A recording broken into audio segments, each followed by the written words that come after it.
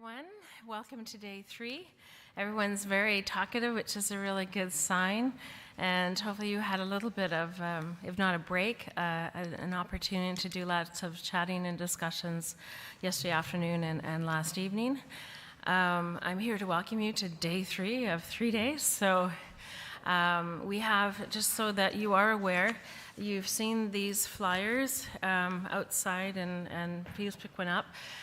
This is our plenary session in this room, but at the same time in the loft room where there's a session being organized by Guangzhou University there, which is also being streamed in if people wish to assist. This flyer has a lot of speakers, and it's going to be simultaneously interpreted in English through the whole thing from there, and it will also be put on YouTube and be available recorded after if you wish to look at it. And it's entitled China's Exploration and Practice of Tourism Revitalization After the Pandemic. And I think I read this morning there's a headline that Guangzhou is in a shutdown situation again, part of the city, because of COVID. So it's a lot of still living with it, but dreaming of what they're going to do after in terms of tourism. So you know that will happen for 2.5 hours. It goes on for quite a while if you wanted to stop by and see what's happening there as well. But we don't want you to leave here. So I'm thrilled to present this morning 2 presenters. First, Ines Camara, and then Greg Richards, who will be joining us online from Amsterdam. But first, Ines, who will be talking about culture and resilience. Ines is a founding partner of an organization called Mapa das Ideas, and I know I mispronounced that, which was founded 23 years ago and based in Lisbon. Correct. Her activity here thrives on the overlapping of different areas such as education, mediation, marketing, and management for the fields of culture, heritage, and citizenship. Her primary focus relates to marketing and project development, and she is also responsible for the creative department as well as consultancy and research sector. Very multifaceted. She is very active as a lecturer and trainer, both in academic and non-academic settings. She is president of the nonprofit A Reserva, created in 2015, that focuses on research and community development based upon the arts, non-formal education, and cultural entrepreneurship. Ines is also chairperson of the Executive Board of Culture Action Europe since 2021. And we are thrilled to have her here with us today and to provide a cultural perspective on the various topics that we've been discussing and will be discussing in the future. Over to you. Thank you, Nancy. So,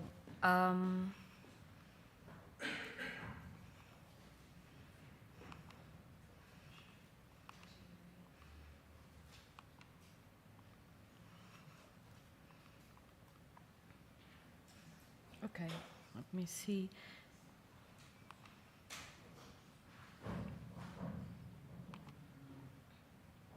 Okay, so first of all, thank you so much for inviting me, wanting to have me here today.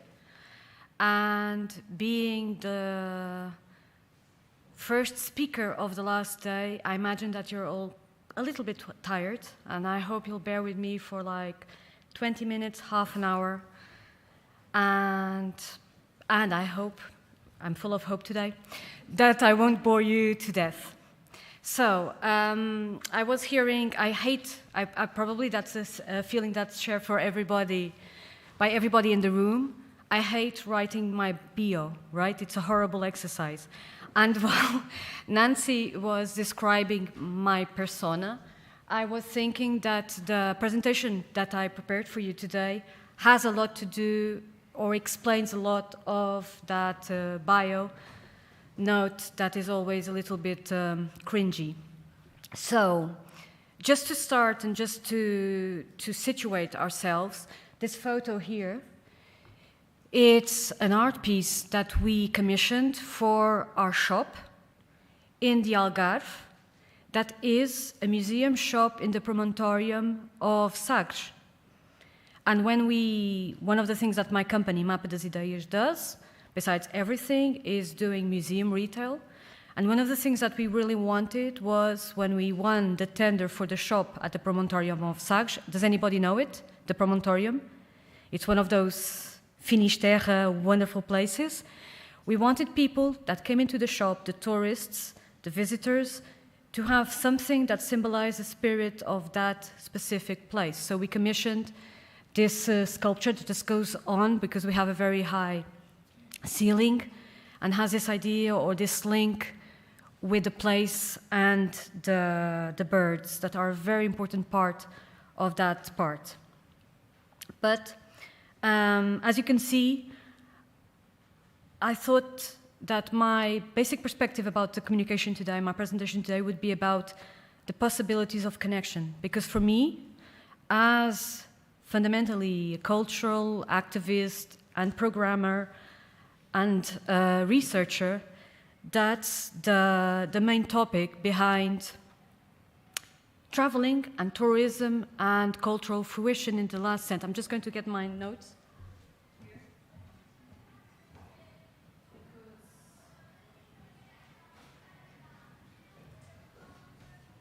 Because I wanted to share with you a quote that I wrote, that I copied this morning. So this is a typical touristical experience, if you think so. We catch a bus, we go and see a painting, we may or may not have some kind of activity. And I like this illustration a lot. We did it for another project because it's like a little bit a stereotype of what we expect when we go sightseeing or to the cultural heritage. And that's important for full disclosure because basically what I am, even when I'm talking about tourism, even when I'm talking about marketing, I'm foremost a cultural heritage person. My natural ecosystem are the museums and the heritage. So I'm very, very well connected, or what really motivates me is this relation. So I wanted to talk about that because I wanted to talk about why do we travel? Traveling as a connection, and when we're talking about this connection between technology and content, what are the dimensions that we can explore? And hence the notebook. I wanted also to share with you a little quote. Right now we're doing a project with the Fundação Gaspar Frutuoso here in the Açores about the 500 celebrations of his birth, an Azorian humanist. And one of the things that I stumbled upon while we're doing that project in the exhibition that is in the Carlos Machado Museum here in Ponta Delgada, the exhibition is in Portuguese, but I stumbled upon a quote, a few sentences written by Gaspar Frutuoso, and he connects these sentences in 1583-84 to making science. So this is his take on what is making science at the end of the 16th century, Azorian humanist here in the middle of the Atlantic Ocean. But for me, when I read this quote, it had a lot to do with our relation in a broader sense with knowledge and connection also, and what we are trying to achieve when we travel, when we meet other people, when we are in this spectrum that John Fox describes as free choice learning, where we put ourselves in that space. So this is my translation from 16th century Portuguese, so, and I'm going to read it because, and then I'll contextualize with this slide. Because he who understands nothing does not seek to know what does not doubt, and in this way remains ignorant because he does not know how to wonder and doubt the things he sees, from which wonder and doubts their inquiry is born, and from inquiry, experience, and experience, memory, and many memories, science. So this has to do, as I was telling you, with his take on science. But I think that everybody here in the room, well, mainly researchers and people that work in the field, but you can relate with that, even as tourists, even when we're traveling, as travelers, where we are prepared to connect with the unknown. And of course, that connection always happens. We are always looking for something that is simultaneously unknown, but at the same time, we're always looking for these common places that we build in ourselves, the shared values, the shared stories, the narratives. And that's the brilliance of heritage, because you can go, for example, to the Acropolis Museum and think about the refugee crisis today, because suddenly you're looking at the famous marble pieces, and you're thinking about war, and you're thinking about how we survive this again and again.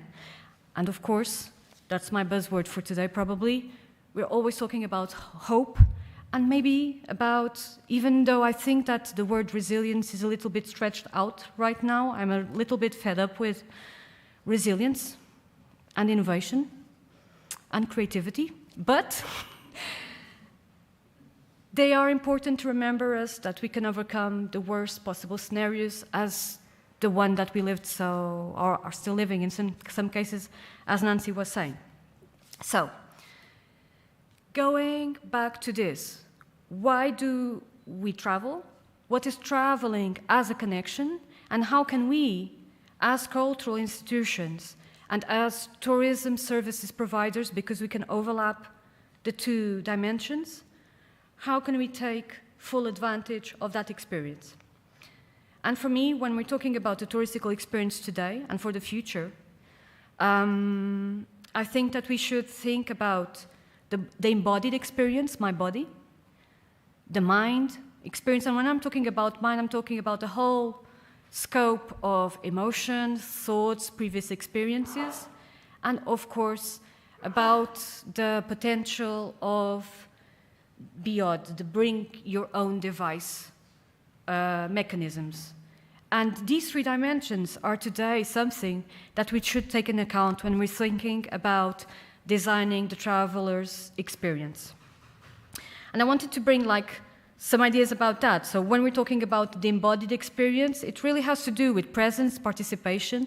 It has to do when you go in here in this wonderful cultural center and you have this impact of the stone, but also the sky, and you know that the sea is always in the horizon, or when you're talking about cold or hot, or sometimes things so simple as my back hurts because I've been walking for 3 hours, or I just love to sit in a chair and feel the sun. These are all part of what we can describe as an embodied experience, and this is all variables that we can manage when we're designing an experience for a tourist or for a visitor, or even when we're thinking about a community engagement project, because it's about the people. Then when we're talking about my mind, I'm really focusing on what we can describe as the motivation and the experiences of the people that come to us. I founded Mapa das Ideias, as Nancy said, it's going to be 23 years tomorrow. So we're really happy because we're a company that is focused on museum mediation. It was created by 3 partners 23 years ago, and one of them is still my partner today. So we've been working as a duo for 23 years, and the other one is the godmother of my daughter. So she left, but she's very, very close and very into the circle. And today Mapa, from that November in 1999 when we started, the 2 of us, we today are 30 people working at European level, so it's quite a journey. And we focused on museum mediation, on this idea that we can acknowledge what people bring into the experience. And while I created the company in 1999, I also started to teach at the university in 98. I was very young, okay? And I remember when we were talking about tourism management, we went through the whole cycles, right? We were talking first about cultural tourism, and that was a thing. Then we were talking about creative tourism. Then we were talking about how can we mediate and how can we pass on our message and adapt to the profiles of the audiences. And today we're talking about co-participation and co-creation. And I wanted to intertwine all these discussions into this. When we're talking about my mind, it's about acknowledging the person that comes to you. It's about building an experience that is meaningful for that person, because basically what we're doing when we're working with tourism or cultural memories, we're in the memory-making business. We want to ensure that people leave our premises a little bit transformed, a little bit more happier, a little bit more hopeful. And I know that this seems extremely even presumptuous, but I can tell you that that's what we can do, even for 3 seconds and even for a glimpse. One of the main, how do we say it, heritage assets that was disputed in my family after my grandparents died, the one that was really fought for by the grandchildren, and we're 5, and my sister 1. I still don't know how she managed to win that discussion, but she did, was a small rubber zebra that my grandparents bought at Kruger Park in '51. And it was a rubber thing that would move, and of course, after 60 years, it's completely rigidified, and it was in one of their bookshelves, and that was the object that everybody wanted, you know? That souvenir, that cheap zebra souvenir that was bought in Kruger Park. That's our business. That's the grandparent that's sharing that experience with the kids, and when you look at it, you think, well, it's been 70 years, and that's what I want from all the things that they leave, because that's the memory. That's our business here as building touristical experience. That only happens because we're offering true cultural connections. That's the reason that why we're here. So we offer motivation, we offer experience, we work upon knowledge and emotions, because we know that if we anchor knowledge for an emotional side, people will never let it go, even when they're 5 or they're 85. And it's also about what you're doing where you are. Everybody here in the room has the experience of receiving friends and showing the hometown or the surroundings to their friends. And we know the pleasure that we have when we're sharing something that we love with people who we like. And that's a very important part also, right? So what we can have when we go into the venue, the idea I put here, on one side my back hurts, but on the other one I want to kiss you, here. And, or the way that you are absolutely dazzled with the brush strokes, or the way that sculpture just integrates into the landscape.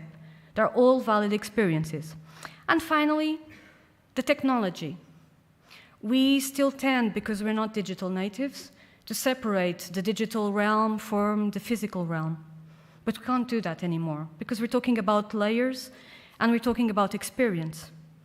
So we have to acknowledge that the device is an essential part of the experience, and it's a way of giving us support, it's a way of giving us storytelling, it's a way of reassuring us sometimes about, even from the marketing point of view, about the branding of that specific place. So we can start to build a relationship with that person even before that person steps into our venue. He will decide, or she will decide, if the place is good, when was it built, what does that mean? So, to overlap even more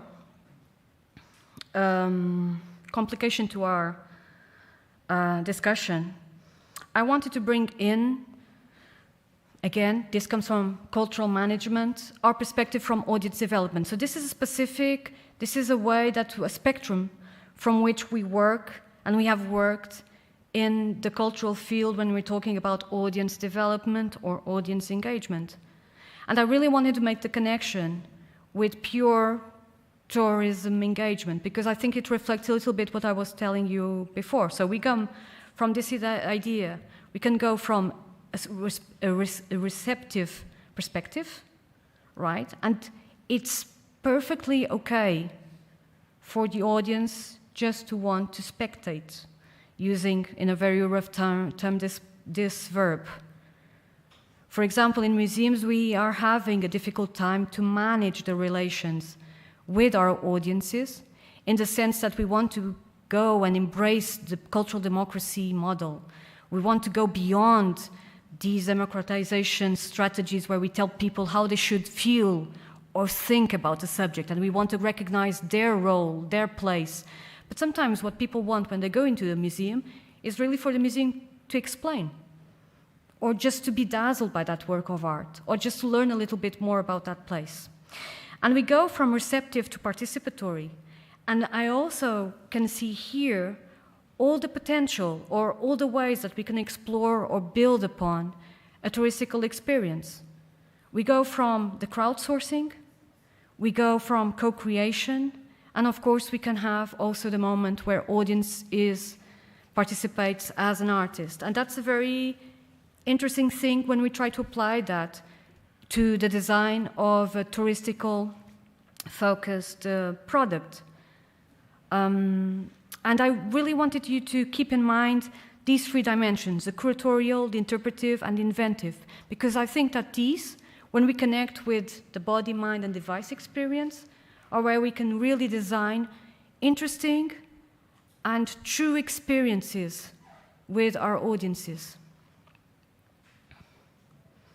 So, I wanted to share with you 3 projects that we've been involved in. This one is, we're closing it now. We're closing it next week in Barcelona. And it's a project about technology and cultural heritage. So basically, the idea of the project is to develop an app, to prototype an app. It's a Horizon 2020 project. And what we felt, the starting point of the project was, how can we use cultural heritage and technology to increase social inclusion, to recognize the people, the invisible people that live in our cities? The project has a very, very strong technological component, and it's very curious because even in the dynamics of the project, we feel this divide between what technology people speak and are driven by, and what cultural people speak and are driven by. Even we had to build like this common language, or else we would kill ourselves in the middle of the project, right? Because we have different goals. But basically, the idea was we could create an app, and that app could share stories. So it would be a touristical, cultural heritage interpretation app. But what was the challenge? We wanted to use the app to tell the unusual stories, the stories about the people that are usually invisible in the city. So we wanted to talk. We have 3 pilot cities. We have Lisbon, Paris, and Barcelona. And in our case, we were managing the Lisbon pilot, and we wanted to talk with the migrant communities of Lisbon, and we wanted to have their stories about our cultural heritage. So the goal of the project, in a very wide scope, imagine, could be talking about the monastery of the Hieronymites. And of course, you can have the content, and you have the content in the app about its history, how it was built, how it developed. We can go from the Manueline period, Gothic, but then you can go for the 19th century and the national revivalisms. You can go for the whole story, right? And you can tell people about how it was built at the beach at the time, and today it's almost in the center of this brilliant square that is also an exercise of fascist propaganda, so on, so on, so on. But then the interesting part of this project is that you can have the story of the migrant that is working in a kitchen, in a restaurant in Lisbon that came from Bangladesh. And he can be a graduate from management, and he chooses to talk about the monastery of Vieranamite because some kind of detail really entices his imagination or his memories. And that story will also be part of the touristical or the cultural heritage experience of other people. I'm going to try to show you a short video. I hope. Okay. This is like a medley of small snippets of their interpretation of the Lisbon heritage. And the quality was done by us in the street with them. Okay, so that's the...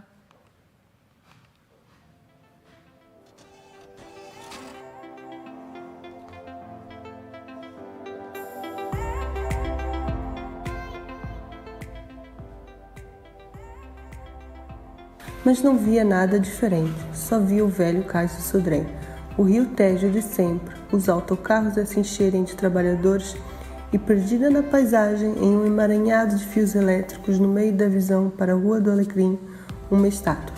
Que estátua é aquela? Devia ser alguém importante, pensou ela.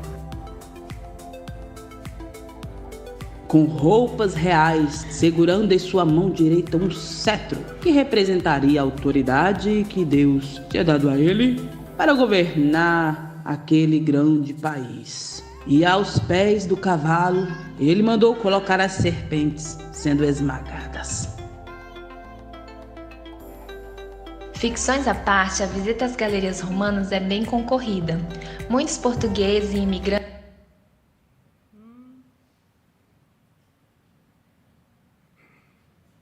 ainda não a visitaram, mas ir à Rua da Praia e aproveitar sua bela vista já é compensador, e aproveitar e tomar um cafezinho famoso no edifício Pombalino. Na verdade, segundo a história, em 1147 a 1185, o militar Guimarães Martins reuniu as suas forças na conquista do trono em favor de Dom Afonso Henriques.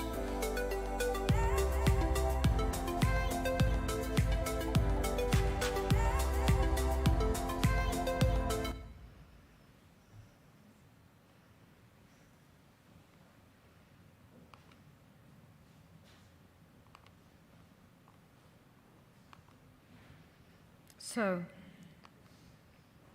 as you can see, you heard the voices of the people that wrote their own stories. And what we did was, just to contextualize the methodology, we had to adapt a lot during the project. It was a COVID-impacted project, of course, but the first thing that we had written in the application was we wanted to do these digital storytelling workshops with the migrant communities or migrant participants and use that stories into the app. And we quickly realized that we couldn't steal that much time from those people that really relied on their time to make money to send to their families and to survive. So we started to organize visit trips to Lisbon. We said, we're going to be at Largo Camões at 3 o'clock, and just show up. And whoever would show up, from the tuk-tuk driver to the restaurant worker, if it was one person, 2 people, or 10, we would do the visit and we would collect their memories. So you're hearing the voice of the people while they're walking through Lisbon. And at a certain point, we realized that this technology that we thought that would be very, very interesting to share with the tourists and with the people that live in Lisbon, to share that and value these different visions about our common heritage, was also a great tool for them to learn Portuguese and to give them more skills that would get them more quality of life. So this has been a very interesting journey. Just for you to, before you ask, it's a prototype and the app from the technology guys is not working. But from the social partners, the people that are working in Lisbon and in Barcelona and Paris. The project has been very, very interesting because we have created these interesting lifelines between cultural heritage and the cityscape and these tools to empower people, namely through language skills, from recognizing that they're there, from sharing their stories. So this is one project that I think that shows again that potential between mind, body, and device, and also this idea of working through participation and also creativity. So I want to show you another project. I brought three, just to try to illustrate what I was saying in the theoretical part. So one of our institutions with which we work as Mapa das Ideias is the Maritime Museum in Lisbon. It's a beautiful museum. It's 14 rooms of naval history, but they also connect with fishery and with the merchant navy. But this activity had to do with the Discoveries maps. And we designed this activity for a specific group of American tourists, and to give another very segmented perspective, groups of grandparents and grandchildren. So this is a touristical product. The agency that hired us, they work with grandparents and grandchildren that want to go to Europe and learn about the cultural heritage. And they asked us to create something that would be about the Maritime Museum. And I brought you two cases, one about the Maritime Museum and another one about public urban art. So we created a workshop about Portuguese charters in the 16th century. And you can see it in the end of the room, one of them. Those are not my favorite. My favorite one is on the other side. And it's a wonderful story because through the charters you can talk about world vision, you can talk about technology, you can talk about art, you can talk about spy stories, you can talk about all these things, and you can also talk about placemaking, how maps really put us in, give us a place in the world. And so we did this workshop for grandparents and grandchildren, and we explain the knowledge part, right, the knowledge dimension, and we share with them all this content about the maps, how they're made. Why do we have the rose compasses? Why, for example, in many Nordic maps, it's not a Portuguese tradition, for example, but in many Nordic maps, they had these monsters, beautiful monsters, I must say, really scary, but beautiful, and they have them scattered on the maps. And the reason is that usually the monsters were put in places where they didn't have any information. So you just occupy that with the monster. And it's very, if you think about that as a metaphor, right? The unknown is always frightening. And that was in the map. So we talk about all these things and the rose compasses and how they think about the routes. And then the wonder of thinking that these maps were beautiful and accurately designed without any knowledge from GPS or what we have today, and from the word of the pilots to people that were in Lisbon designing the maps. So it gives a totally new perspective to the broken phone exercise that we do sometimes in training sessions, right? Because in this case, they were very accurate. So we talk about all that. And then we close the visit, and as you can see, it's very interesting, and you would love to do it. We close the visit with a workshop where we challenge the people to create their own maps.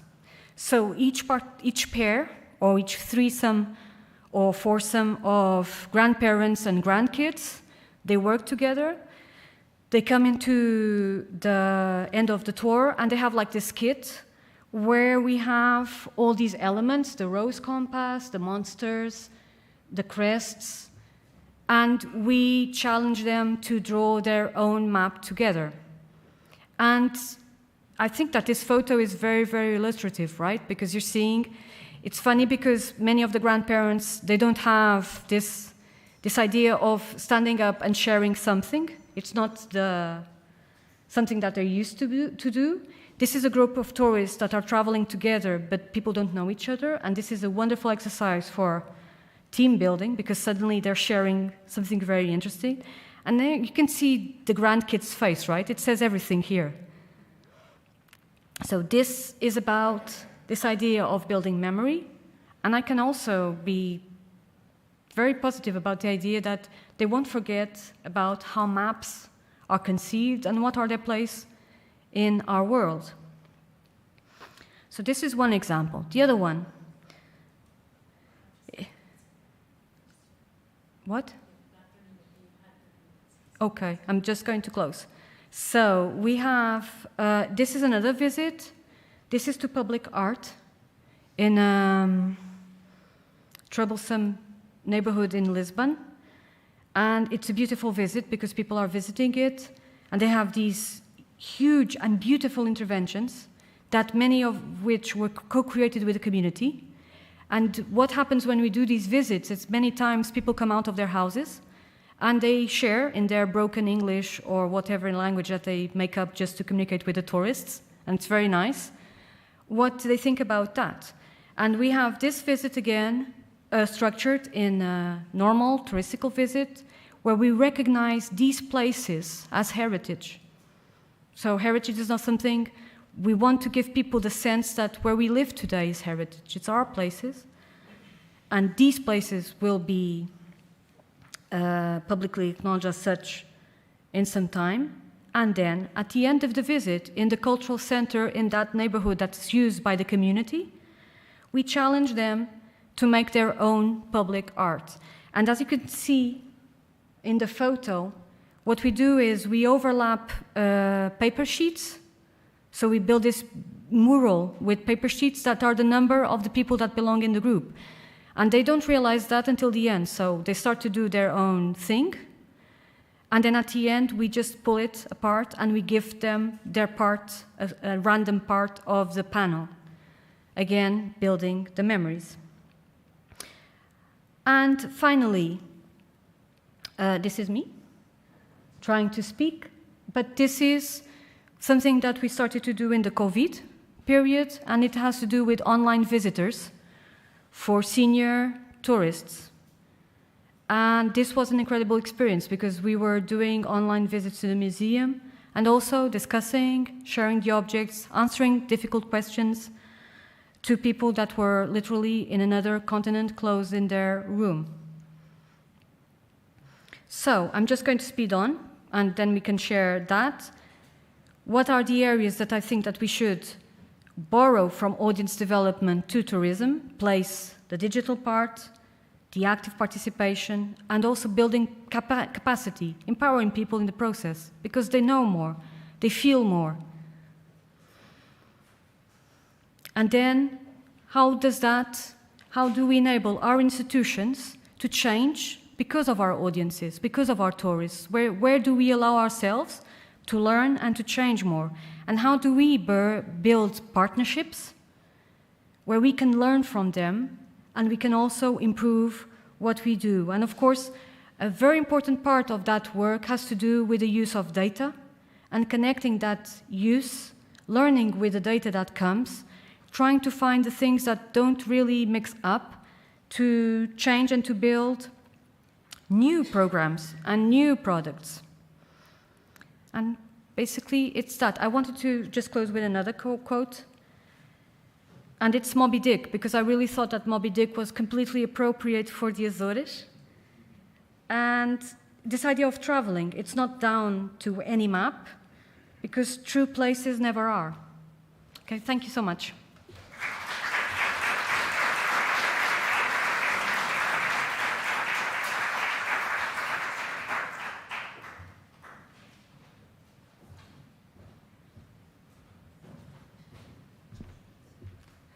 Thank you so much for that inspiring beginning today.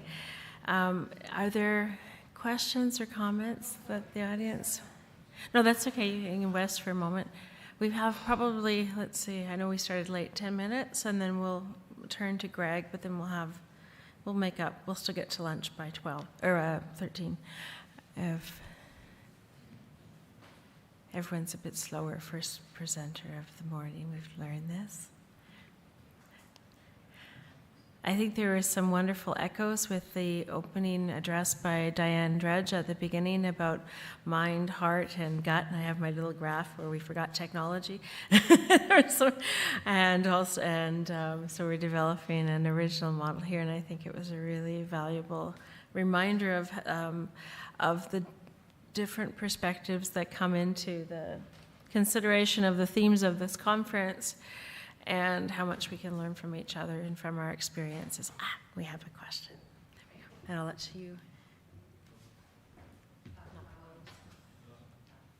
No, já está. Hi. I was just wondering, curious about, so one of the points that you were talking about is about the data that is necessary when you take this audience-centered approach. I was wondering if you could just elucidate us what type of data we're collecting and how. Okay. So, I think that I'm, just to contextualize that, I'm a social scientist by training. I'm from social communication and marketing, and I'm doing a never-ending PhD in sociology. So data for me is a very important part of life. And I think that one of the things that one of our sins is to rely basically on the numbers, and we have to educate our leaders that numbers are not, many times, they're not telling us anything. They're just what it is. So it's not about sometimes knowing that we have like 40% of the people are more than 65 or are women or come from France. Sometimes it's more about how can we dive and we can cross the data.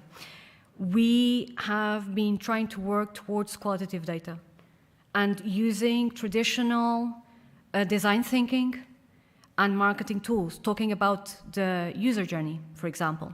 How do people relate with our institution? Where do they get information? Because then usually it's digital, or the leaflet, or the outdoor. Who are the people taking decisions during the touristical product, for example?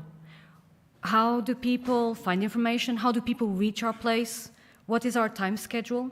Because sometimes we design, there's a very classical book from Sociology of the Art from the 90s, where the author, Annalisa Totta, she talks about the idea that we visualize, when we think about a program, we visualize this model visitor, right? This person, like we're doing the exhibition, and we're creating it for a person that we imagine. It's like when we read, when we were writing, we always have this imaginary person. But then the difference between this person that we imagine and the reality are two very different things many times. So we really have to, I think we have to see that where can data come from? Benchmarking, marketing, benchmarking, newspapers, what are other people doing? But also, what's the journey the user journey, sorry. How do people go and what do they do from the beginning and to the end? And to the end, we're talking about when they get home. What's the complete? And there we can find useful points to contact or to improve our services. Or how can we think about people as personas, right? What do they do? What do they like? Do people visit us? Just to give you two examples completely out of the box, but I think you'll realize the connection. First, remember the movie Black Panther? Remember, everybody saw it, or mostly everybody here, like a blockbuster, about the superhero that comes from Africa. The Democrat Party put recruitment tables at the major cinemas in the States because they realized that they had potential Democrat votes from the Black Hispanic community that never voted before and were going to the movies, and they could make this connection through this narrative. So that's something that's incredible, and that only happens because you look at the user journey, you look at the personas, and suddenly realize you have a potential there. The other one, again, movies, sorry. Minions. Everybody knows what a minion is? You know, those yellow, funny creatures that speak in gibberish? The Minions movies as a cultural phenomena, accomplished something that we in the cultural heritage would die for. Because suddenly we had kids, and when I'm talking about kids, I'm talking from 12-year-olds to 30, that were dressing up to go to the movies and see the Minions and make havoc, totally being disruptive and, of course, criminal, because that's what Minions do. And that phenomena had such an impact worldwide that some movie theaters just said, we don't accept well-dressed people in the movies to see the Minions. Others created special sessions. But when they started asking people why they did that, they said, we want because of the connection, because suddenly we're making friends. We're going to the movie, but we're making friends. That's what we want, right? This has to do with data. Data has to do with this constant questioning and getting different things from everywhere and being brave to go outside the graphic spectrum or the reassurance of numbers. I don't know if I went too far, but...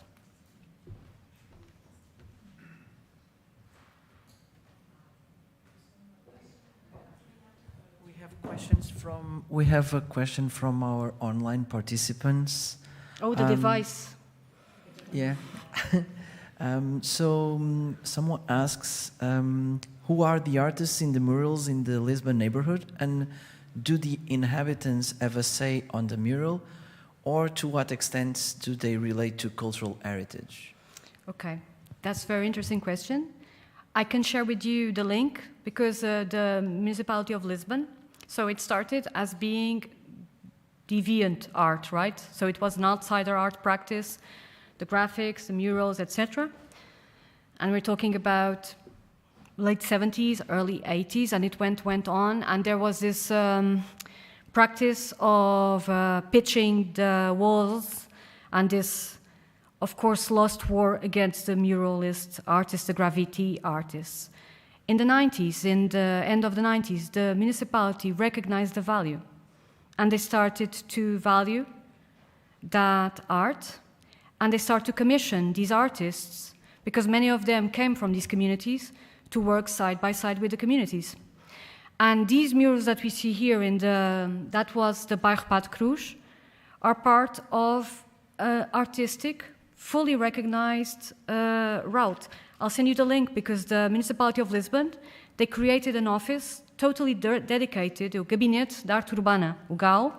So it's the public urban art cabinet or department, that the only thing that they do is they take care of these works of art, and they commission new ones that are usually done side by side with the community. The community has a say in what they're doing, and many times participates in the process. So it's a co-creation process, and it's highly valued by the people. And yes, it's heritage, because it's a way of giving significance to those places. And one of the problems that we had in Portugal, not a problem, but a phenomenon more, is that we had a very quick housing program, a very speedy one. People were living in slum neighborhoods because we had a very rapid demographic change in the end of the 70s, beginning of the 80s. People were coming to Lisbon, they didn't find a house. They would live in neighborhoods, and municipalities started to build these social neighborhoods, but they were disrupting relations. They were separating neighbors, families. And the municipalities, because it's not only Lisbon doing this right now, many are, they said that these processes, these artistic and cultural processes, they turn the neighborhood to a common place, they turn into heritage, and they value the neighborhood. It's not a poor housing system anymore. It's something that people go on purpose to watch, and that's a huge way to value. I'll share the link for this one in specific. Okay, thank you. So I have one question, and the second one is more of a comment, or point of discussion. So if I understood well, the first project you presented, the grandparents and grandkids, these were tourists, right? So very practical question, how did you recruit them? Was it a product that you put on offer? And the second one is, the third example, the technology in the Maritime Museum, right? So for the elderly people, I think it's a very good project, very emotional one. However, we are introducing here a new concept, I think, which is remote tourism, right? So according to the WTO definition, tourism requires 24 hours, right? Because the tourist tax is charged based on the 1 day, 24 hours. So this is something which we as researchers will have to revisit, whether this could be a new concept like the remote tourism, not being able to travel, so stay-at-home tourism, right? And this is also, as I said, very emotional project, but I think it's more on the side of the culture and arts than on the tourism sector. So practically, the tourism sector would like to know how to monetize that, right? So this is something which we would probably discuss in one of the following sessions, which focuses on COVID-19, but maybe this is like an intro to this. Thank you. Okay, so I was talking about the user journey, but now I could talk about the value chain of a touristical product. And as I said, we are a company, we are service providers, and we work for museums, but we also work for travel agencies. So when they want something, I would say special, of course, but when they want something that's really close to the cultural experience, they usually come to us. So we discuss, we create this experience, and they sell it to their customers. And we're usually part of a package, right? So they're doing this with us on Monday, and they're doing other stuff during their week in Portugal, or 3 days in Portugal, or in Europe, or whatever. So we're service providers, and we have this huge privilege of creating our own products. So we're not, that's our role. As for the remote tourism, it's a really interesting discussion, because COVID really shook the foundations of a lot of things that we do. And it also remembers us that when we're talking about science or research making, we're talking about protocols. And protocols in the sense that we agree with each other that we will follow that semantics or that methodology. And that definition of tourism, at least one night out of the house, suddenly isn't that. But it's tourism because, again, that visit, that online visit I do, and you can't imagine, because the first experience that we did about that, we filmed. We hired filming people that usually work with us, and we did like a TV show across the museum, where we were talking with the head of research, the head of heritage and collection management, and first thing we did, we showed that film to the first group that bought that product. And it was a disaster. They hated it. And because they were seeing a film. So what they really like, and it's the thing that I do, I'm there, it's because one of the advantages of having this is that we can work very hands-on, and I really love these visits. I did a PowerPoint. So what I do is I have this PowerPoint, I have the background of the museum room behind me, I'm in Zoom, and I'm passing on the slides and talking about the objects. And they love it. They really love it, because it's about the connection. But it's part of a week-long touristical experience in Portugal, where the agency that sells this product, they're wonderful people, they did everything on video or remote with these live presentations. They even organized a sardine lunch in a remote way. They do they can't send it, and we're talking with people that are in San Francisco, New York, Boston. And when we were talking, and we've done it like at this time, probably I've done this visit like 15 times. And then we have a Q&A at the end, and they do the whole week. And they say that their tourists, their clients, they do funny things because now, after COVID, they found that this is a new market opportunity for the very elderly or very sick people that love to travel but cannot leave their homes anymore. And this is a a very nice product for them. And they say that one of them was explaining, and she showed the rest of the group, that she puts like a warning on her room saying, "I'm in Portugal. Fuck off." And she said that she's done, that specific client, they tell me that she's doing all their online programs because she really enjoys this idea of being in her room and just traveling across the world. From my experience, it's been very interesting. One of the times, for example, and that's part of this experience, I was talking. As you see, I'm a talker. I was talking, and suddenly my Portuguese water dog decides that she's fed up with the Zooms, and she just jumps on top of me, right? So what they see is this big black dog jumping from the museum walls. And I look and I say, and here you have the Portuguese water dog, a historical breed. And we spent the last 15 minutes talking about Obama's dogs, the paws, the webbed paws, and the importance that these dogs, because they're a breed that's been around since the 16th century, have in Portuguese culture. So it's very nice to have these connections, and people ask very interesting things.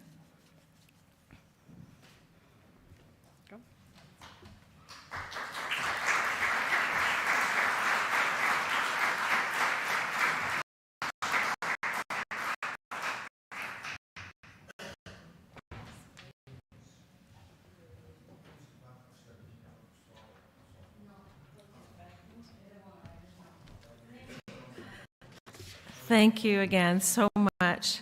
And this is a wonderful way to start the discussions today. We have Greg Richards online, I hope, on remote.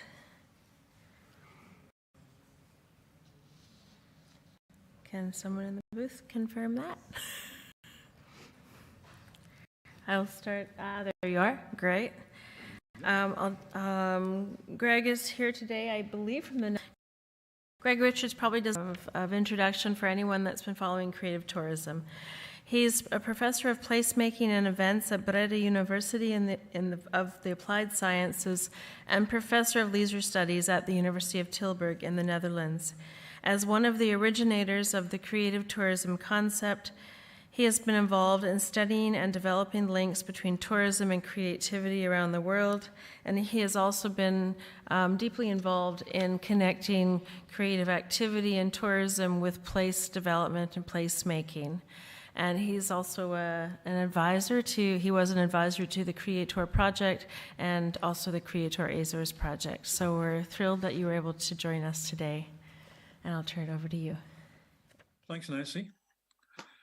Bom dia, eu me pena que não posso estar com vocês nos Azores, but somebody has to watch the shop, so that's my job for today. I would like to say something briefly about placemaking and art, so following on from what Ines was saying about how to make places through collaborative action. And of course, the first thing I need to check is whether I can actually get the presentation for you. So I hope that you can see this. If not, please scream.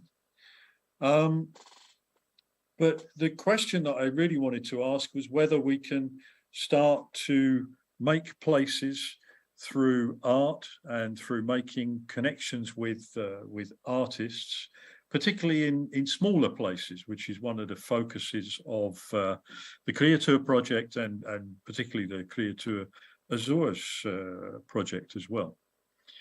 I wanted to take you quickly through 3 case studies of the link between places and artists that we've been looking at over the years, focusing on a couple of cities in the Netherlands, fairly small places, Den Bosch and Zaandam, and then moving quickly on to a UK example in Margate. The link between artists and place has always been a strong one. Artists have been used as personalities and content providers for placemaking initiatives over the years. And Ashworth has an extensive analysis of this kind of relationship in his research. And he argues that visual artists in particular provide good place making and place branding materials because they have visual material to provide.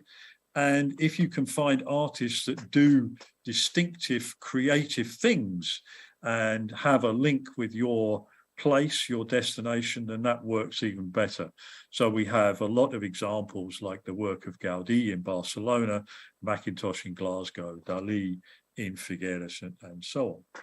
So there are a lot of possibilities in using the link between art and place.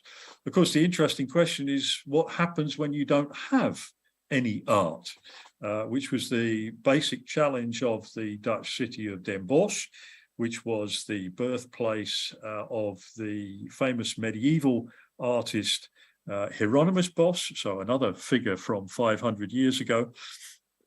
And the city of Den Bosch wanted to use Hieronymus Bosch as an inspiration for cultural and tourism development.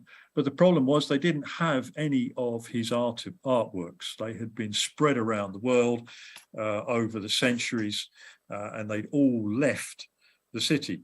So they devised a strategy for trying to get the artworks back for a 500th anniversary celebration in 2016, which was quite successful, and they managed to stage a big blockbuster exhibition.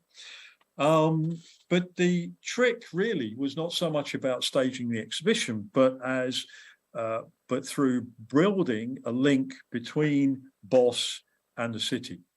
So this was an act of storytelling as placemaking, telling the story of Den Bosch through the eyes of the artists and positioning the city as the city of Hieronymus Bosch.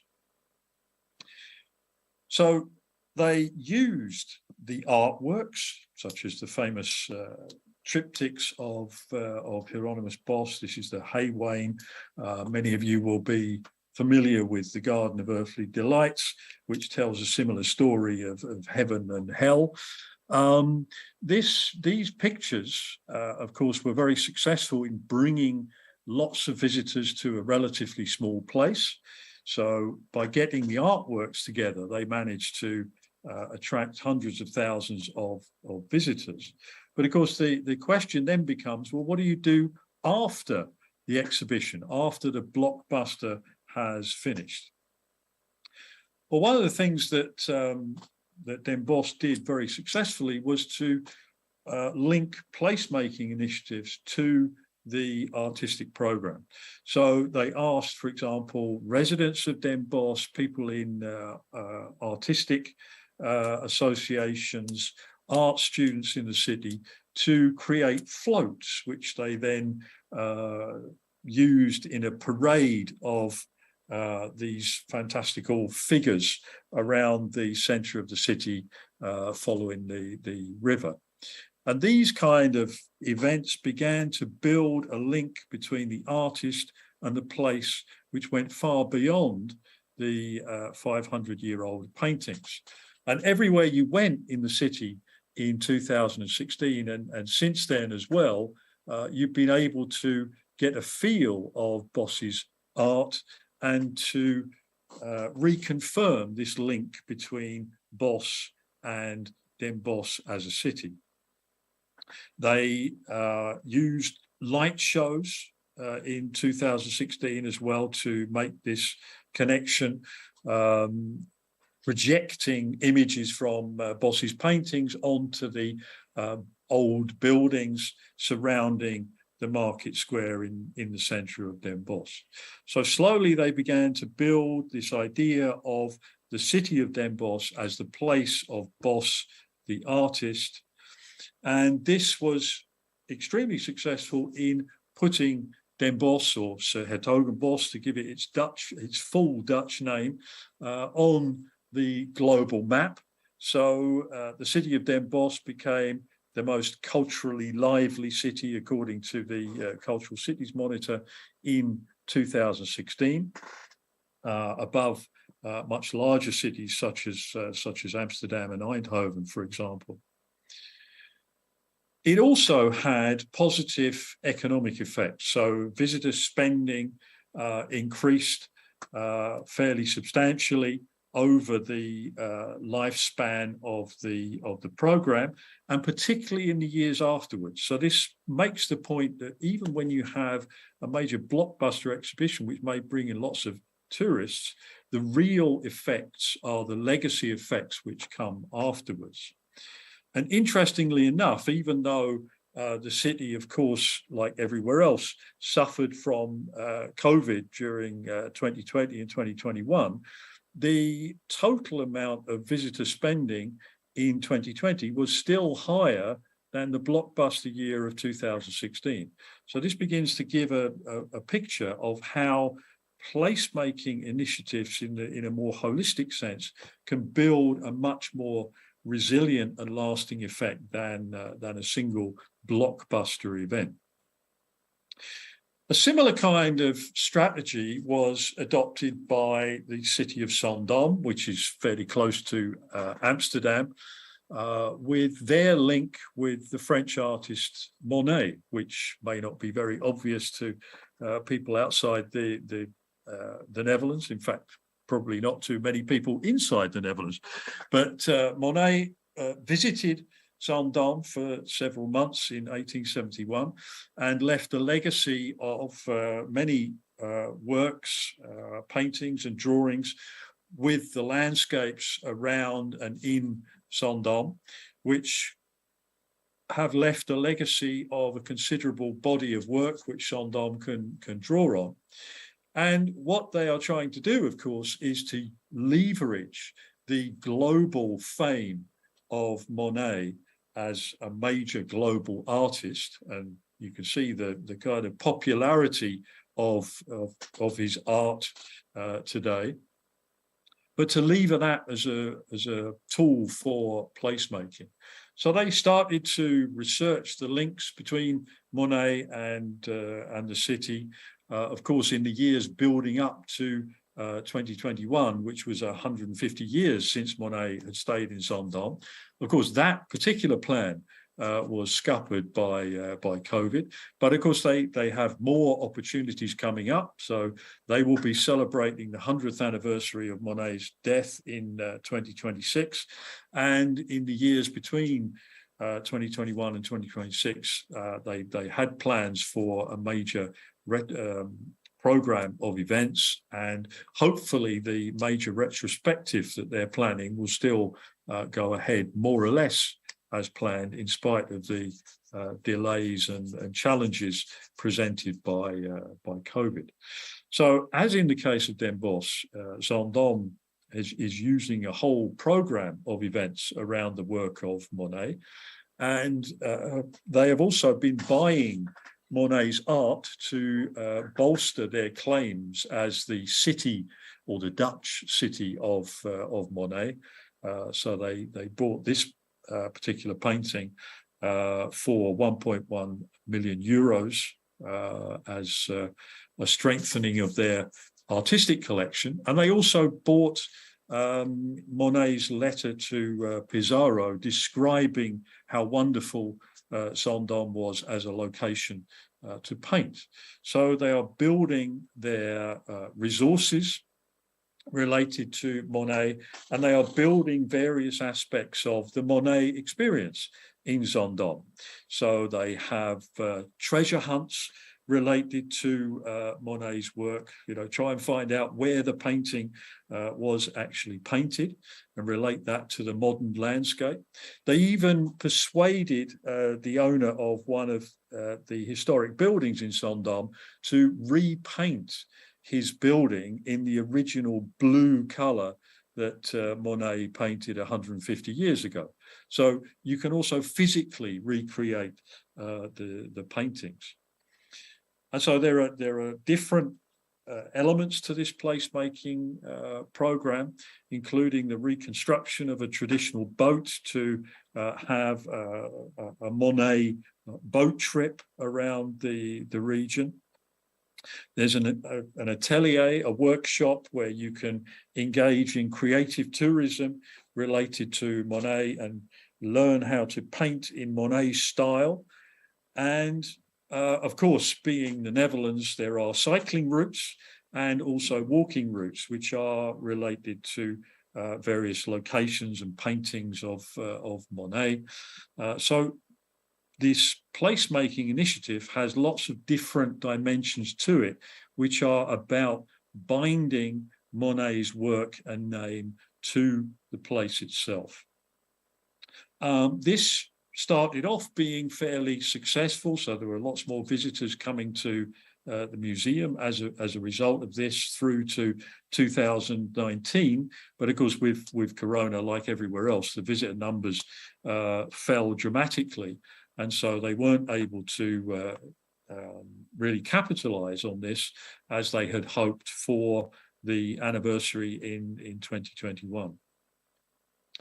But it did have the effect of making the Monet painting very famous. And this also attracted the attention of some art thieves who tried to steal the Monet painting in 2021. That particular attempted theft was thwarted by security guards, so they didn't actually get away with the painting. But of course, this also generated some extra publicity for the museum. Maybe they staged the theft themselves. No, the thieves actually got put away for the crime. But that might be a tip for some museum directors who want to attract some more attention to their museum in the future. Who knows?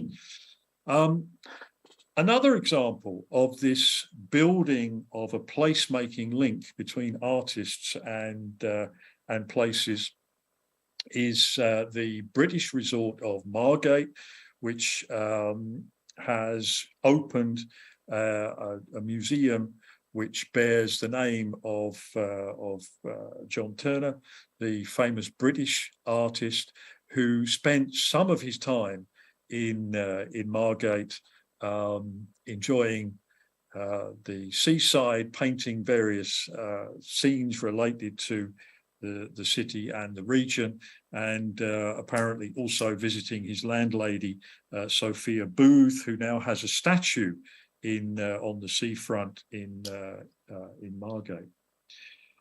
Margate is a town that had a traditional seaside resort image. It has an old-fashioned theme park and a beach, which, when the sun occasionally shines, gets fairly crowded.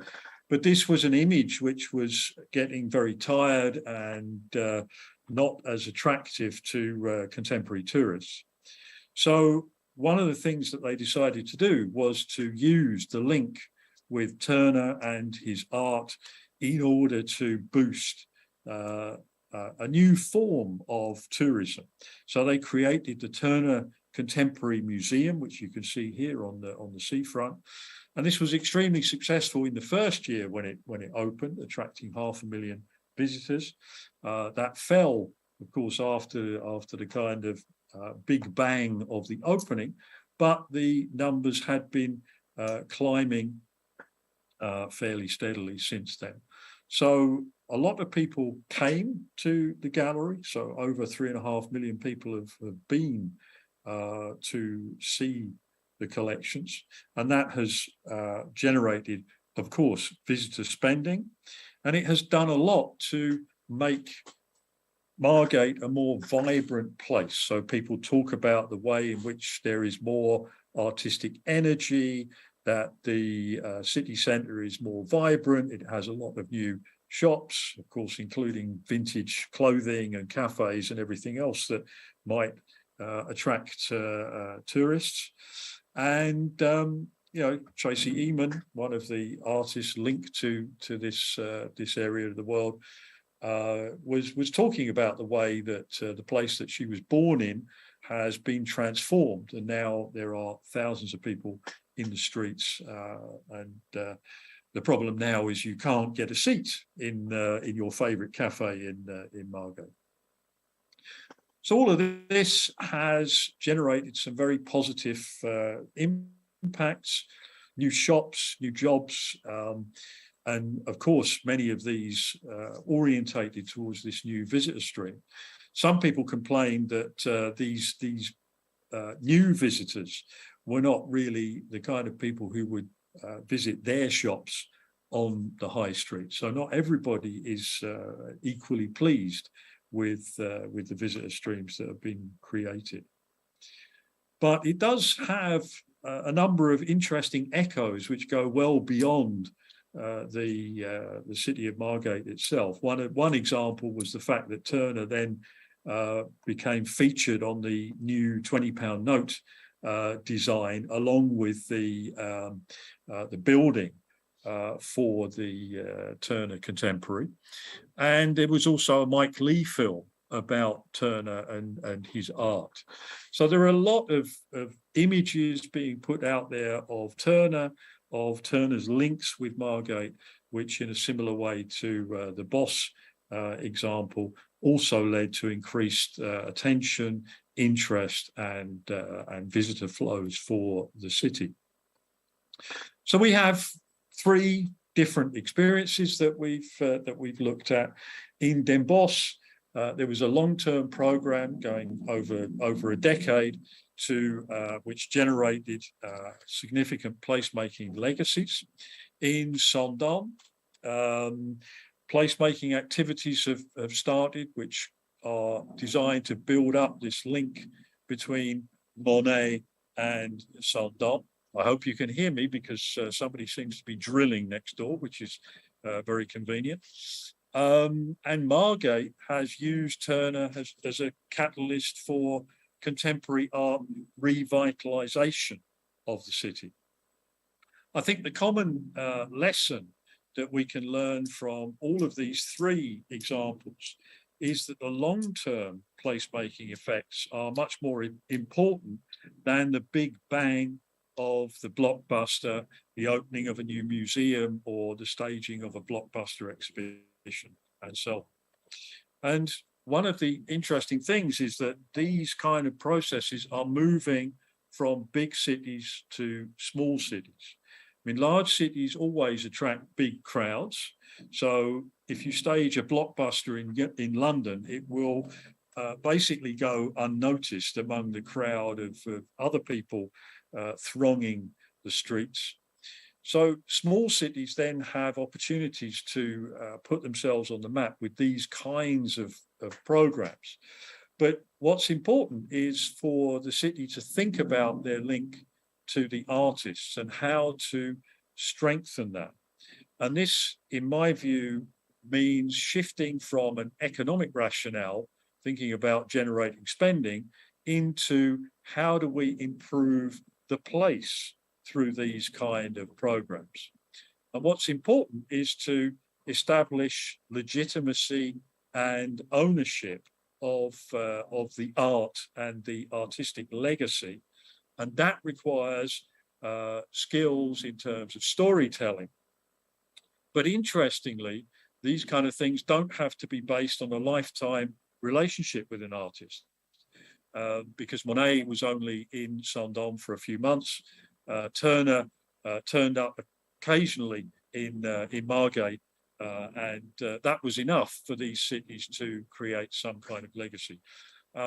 So I will just briefly relate this to our placemaking model, which is the basic lesson that the artistic resources that one can use through these kind of programs need to be given meaning through creative placemaking. And then it becomes a much more holistic and useful tool for developing placemaking initiatives. And I will round off there and quickly try and move to somewhere which is a bit further away from the drilling. Thank you very much.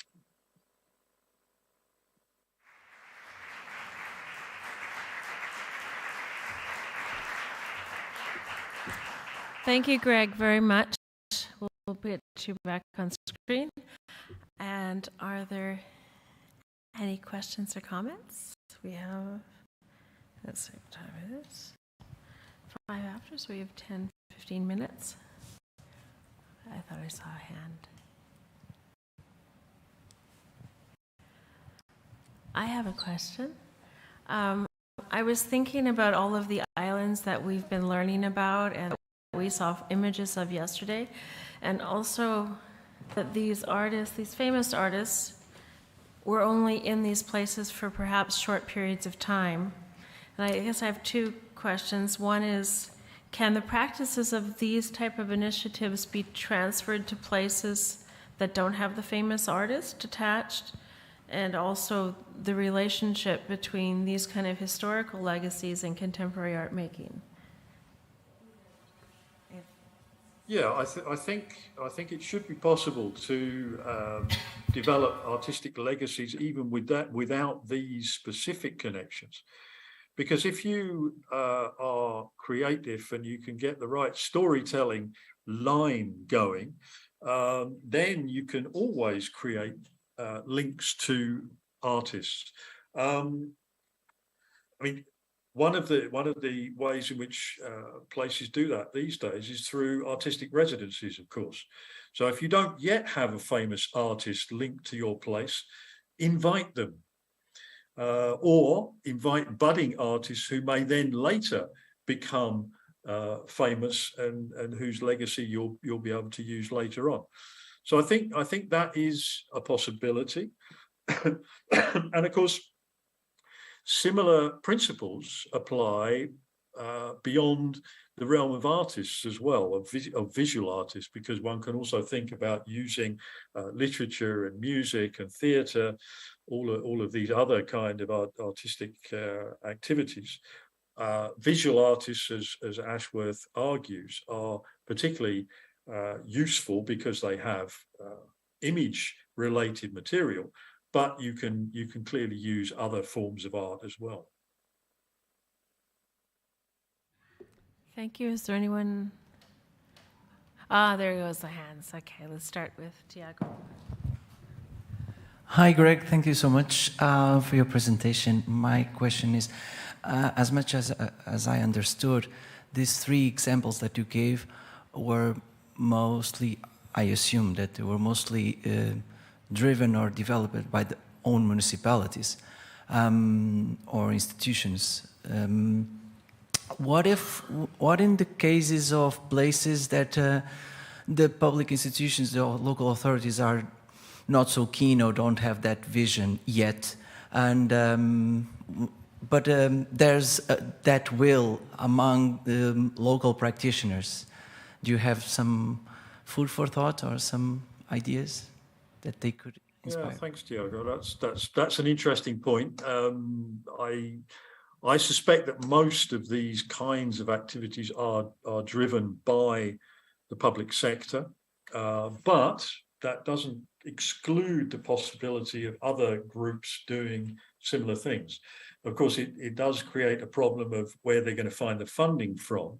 But I can imagine that if you look in the realm of what is more broadly called creative placemaking, you would come up with quite a few examples of more grassroots, bottom-up forms of placemaking. Many of these are related to other artistic expressions, and one might use the example of street art, for example, which has been capitalized on in many places to develop festivals and other forms of valorization, which are generally started in a bottom-up fashion and then adopted later by the municipality, as happened, for example, in Lisbon.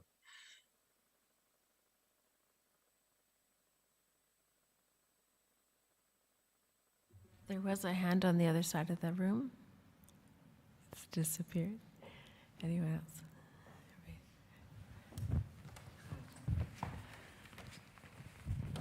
Hello, good morning, Greg. My name is Federico. I'd just like to know if you are aware of any resistance posed by the local community, but in special the cultural agents in when the authorities decide to promote an outside artist instead of using those fundings to promote the local artists. I know that could be an issue, especially for the local cultural agents. Or were they happy with it? Thank you. Yeah, that's an interesting question. I mean, there's a very clear example in the case of Den Bosch, because what happened was that after the program to develop Bosch's legacy had been running for a few years, the local cultural directors of all people staged attempted coup, basically saying, well, we shouldn't be spending all this money on promoting a guy who's been dead for 500 years. What we should do is invest in the museums and the cultural institutions to support living artists. So this then put pressure on the people running the program to do more with contemporary art, and it did have a bit of success. But of course, one of the problems is that the cultural institutions, they often have their own established programs, their own vested interests, and therefore achieving innovation and creativity is very often problematic when the museums and the traditional institutions take control. So there's always a kind of tension between the injection of external creativity and the kind of the traditional cultural institutions of the city itself.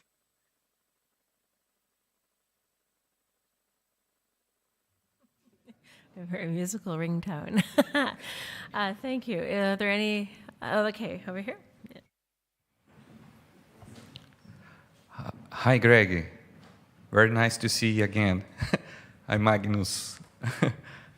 In your opinion, in this case, what's the role of the university, or how the university contribute for this or for this way?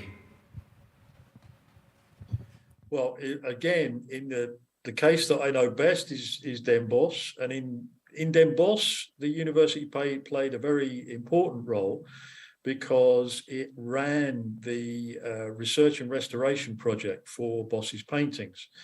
And that was important because it helped to convince the museum directors in the other cities to lend their paintings to Den Bosch.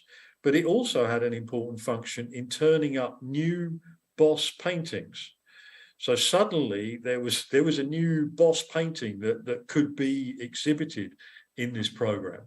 Unfortunately, the research also turned up a painting that was not by Bosch, which was in the museum in Madrid. And that caused problems because suddenly Madrid got very angry and decided not to send one or two of the paintings that they had initially promised for the exhibition. So yes, universities can play an important role. The interesting thing about the Den Bosch case is that Den Bosch doesn't have a university. So they were forced to go outside the city to draw on the expertise of the university in Nijmegen. And that, for me, underlines the importance of having a local university that can anchor the expertise and knowledge in the place itself.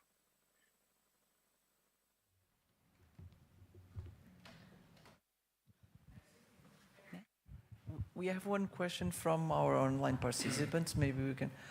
Hi, Greg. I'm just sharing a question from our online participants. Maybe this should be the last one, so that. Oh, and then Gina, and then we can go to coffee break. Louisa Kistemaker asks, do you have any experience with placemaking and artistic activities involving tourists themselves that goes beyond visiting the places and touches on tourism transforming the places? Yeah, I mean, I think this links very much to what Ines said earlier. that increasingly tourists are not just seen as people who come and consume, but are also active agents who are engaged in changing the places that they go to. Of course, much of the attention tends to concentrate on the unwanted changes that are wrought by tourism, but tourism can also be harnessed in a much more positive way if we see them as a creative force for placemaking. So there are a number of creative tourism programs in different places that have harnessed tourists in these ways. One of the examples is in Recife, for example, in Brazil, where there was a long-term program of consultation of local artists, of local communities about how to design a creative tourism program that would be attractive to tourists, but which would also support the local creative structures, if you like. So that has been very successful in generating attention for the creative sector in Recife, and also bringing in visitors to engage in creative activities that support the creative life of artists as well as local communities. Larissa is here and is smiling very much with your example. And we'll turn it over to Gina for the last question. And then we'll go for coffee. Hello, Greg. This is Gina from the Creator Azores pilot project, The Farm. I was curious if you have any examples of, on a smaller scale, even smaller than the small city, considering that the Azores has many villages, our local context, and actually in the village that I reside, Achedinha, we also have our local kind of famous figure, João de Melo. So that is my question. I'd like to know if you have any examples for this type of context that's even smaller than the small city. Yeah, for example, in Thailand, there's a national program of creative villages, which is about using local knowledge and resources to develop creative tourism in very small places. So these are places which normally would be ignored by tourists because they don't have any kind of significant tourist attractions, but they have people who have creative skills and know-how, and this can be used to frame the creativity as an attraction that people can enjoy in a participative way. So the idea is always to get the tourists to actually do something when they're in these places, and not just to come along and look at what is going on, because that also ensures that they spend a longer amount of time in the place, which means, of course, that they have to at some point eat, and so gradually the economic impact of this form of tourism also increases.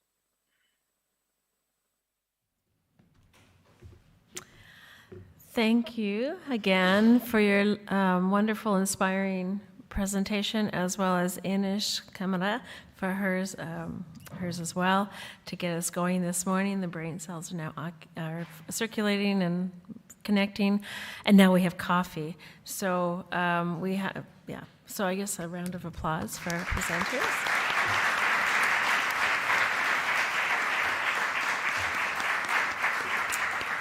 So we'll go over to the coffee break, and then we come back to this room for a second part of the plenary.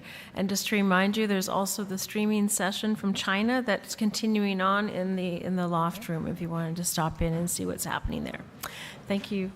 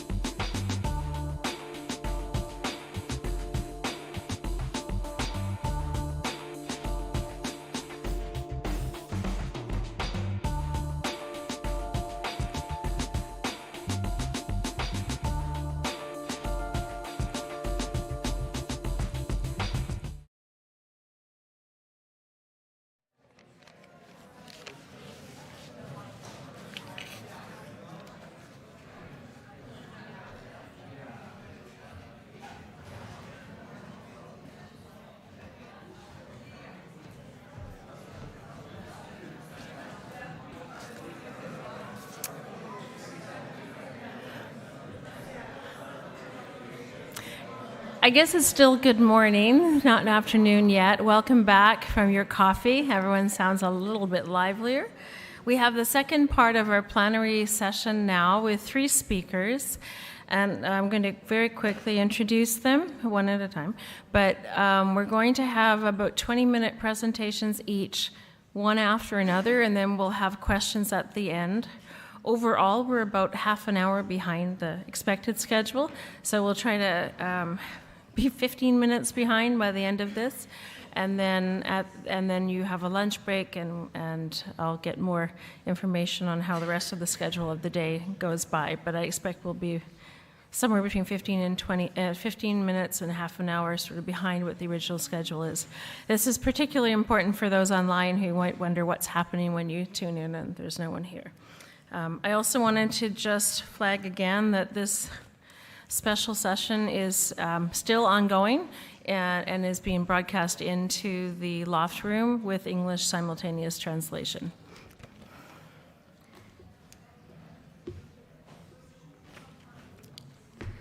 So this is the second part of the morning where we really wanted on this day to be thinking about looking forward and thinking about different aspects and where everything is going. And so this session is entitled Looking Forward, Culture, Tourism, and Technology, featuring 3 speakers, Álvaro Carrillo from the Institute Technology of Tourism, Hospitality, you can correct this, Madrid, Spain, Vitor Gorda from Grupo Inmark, Spain, and Nicolas Pépoche from the University of Perpignan, France. Sorry about all of that. And Carlos Santos in your program was to moderate this, but he's not available at this time, but is here in spirit. So, first speaker is Álvaro.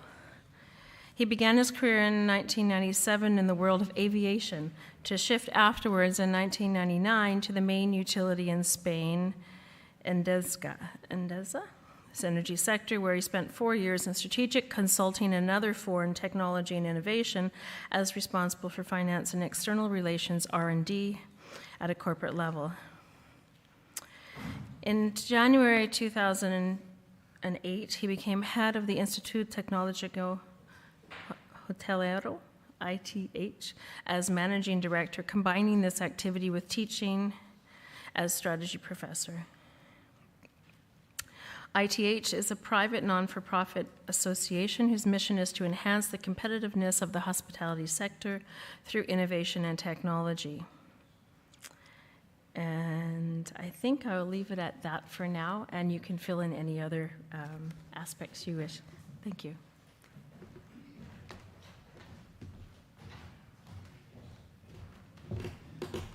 Thank you very much for the introduction, also for the invitation. Let me see if I can. That's it.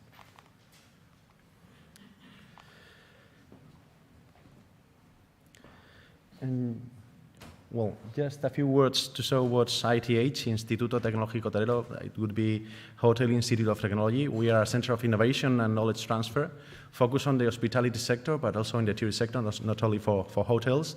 And our aim is to make more competitive this industry by incorporating technology, innovation, also sustainability. We have two main areas. First of all, digital transformation, new technologies, and the other one is sustainability. And then we've got some other small ones, which are hotel operations and also in innovation. And we're in the middle of the tourist companies, the hotels or the travel agencies, the providers of technology or sustainability, and also the academia. What can universities or research centers give us from the tourist sector or from other sectors? So, which are the main trends we right now realize that the sector is facing? There are a lot of them, but mainly we want to focus on what sustainability is building up. Nowadays in Sharm el-Sheikh we have the COP27, and well, there will be a lot of titles and there will be a lot of declarations. I'm afraid that very few things are going to be done from the politician side in the near future, but we have a huge problem, a real problem, and the most important thing is that the client, we are people using the planet and also as tourists, realize that the sustainability is something that is going to be more and more important from now until whenever we want. The other main trend that we think is changing a lot the tourist sector is the digital, new technologies, digital world, digital universe, whatever you want to call it, because nowadays we are talking about metaverse. Meta, I think, told yesterday Zuckerberg that he was fighting 10,000 people, something like this, because their predictions are not going to be as accurate as they thought 1 year ago. But technology is changing, not us. Technology is changing the way we do things. And as we are changing because of technology, we have to look at technology, but we don't have to keen on the technology. We have to look at what people do with the technology. That's the main point I want to highlight. And then how can we get into these two trends in the tourist sector with innovation? Doing things in a different way that we've been doing before. And I'm going to show you some examples about what innovation is in the tourist sector, not related with the technology. Well, not the digital technology we are used to. First of all, you have on the left-hand side the room with a bathroom inside. That was the Hotel Ritz in 1898, more than 100 years ago, because before that date, people do not need bathroom in a room because they didn't have bathrooms in their houses. So if they didn't have bathroom in their houses, why they were going to need it in a hotel? But by then, Mr. Ritz saw that for a niche segment of the clients, it was something that was going to be demanded. They also needed telephone, they also needed a restaurant, a good restaurant. So the first bathroom in a hotel room was in 1898 in the Ritz Hotel in Paris. The breakfast buffet was in Hotel Las Vegas after the Second World War in Las Vegas in the United States, because they also realized after the Second World War, the human resources were more expensive and the raw materials were less expensive.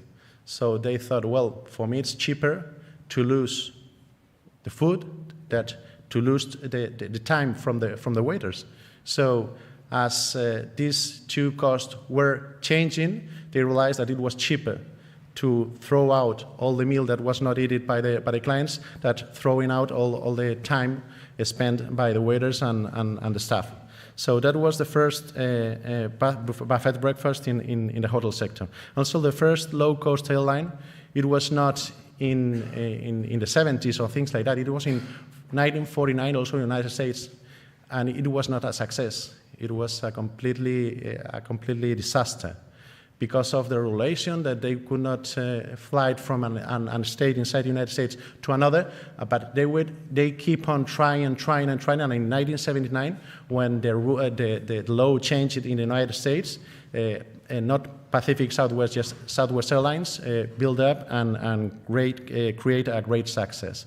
And we had to wait 20 years more until I think it was 1997, yes, in the European Union, when the law changed, and then Ryanair and EasyJet could build up this model that was built 20 years before, well, not 20, almost 50 years before in the United States. The first all included was built up by Club Mediterránea, a French company, in Palma de Mallorca in 1950, and the first low-cost hotel chain was built by Travelodge in 1956 in the UK. And in some places, I don't know in Portugal, but in Spain, these low-cost chains are not quite successful. We've got some Ibis budget and things like that, but in the north of Europe, these low-cost hotel chains are quite successful, so also in the United States. So I'd like to bring here this example. Well, on the left-hand side, you've got a wheel, which was invented in 35, 40, 100,000 years ago, I don't care. And then you've got a suitcase that was invented more or less 100 years ago, when Thomas Cook began to move people in the United Kingdom. But we had to wait until 1971, 1972, that a guy in the United States said, well, I have to bring this suitcase in the airports, and if you remember years ago in the United States, you have the Pan Am terminal, the TUA terminal, you had different terminals, and you have to change from one flight to another. You have to bring all your suitcase, all your luggage from one terminal to another. I said, why don't I use a wheel just to take my luggage from one terminal to another? And it was 1971. But remember that Neil Armstrong went to the moon 2 or 3 years before. So the man was even able to put a man in the moon before just putting a wheel into a suitcase. And that's innovation. But then after that, 10 years later, well, if you remember once in the upside, in the upper part, when you threw it, it was just balancing from one side to another. And someone said, well, instead of putting the wheels in one side, let's put it on the other side with a handle, a rigid handle, so I can break. And then we had to wait 10 years later in the 20s just to say, well, instead of 2 wheels, why I don't put 4 wheels?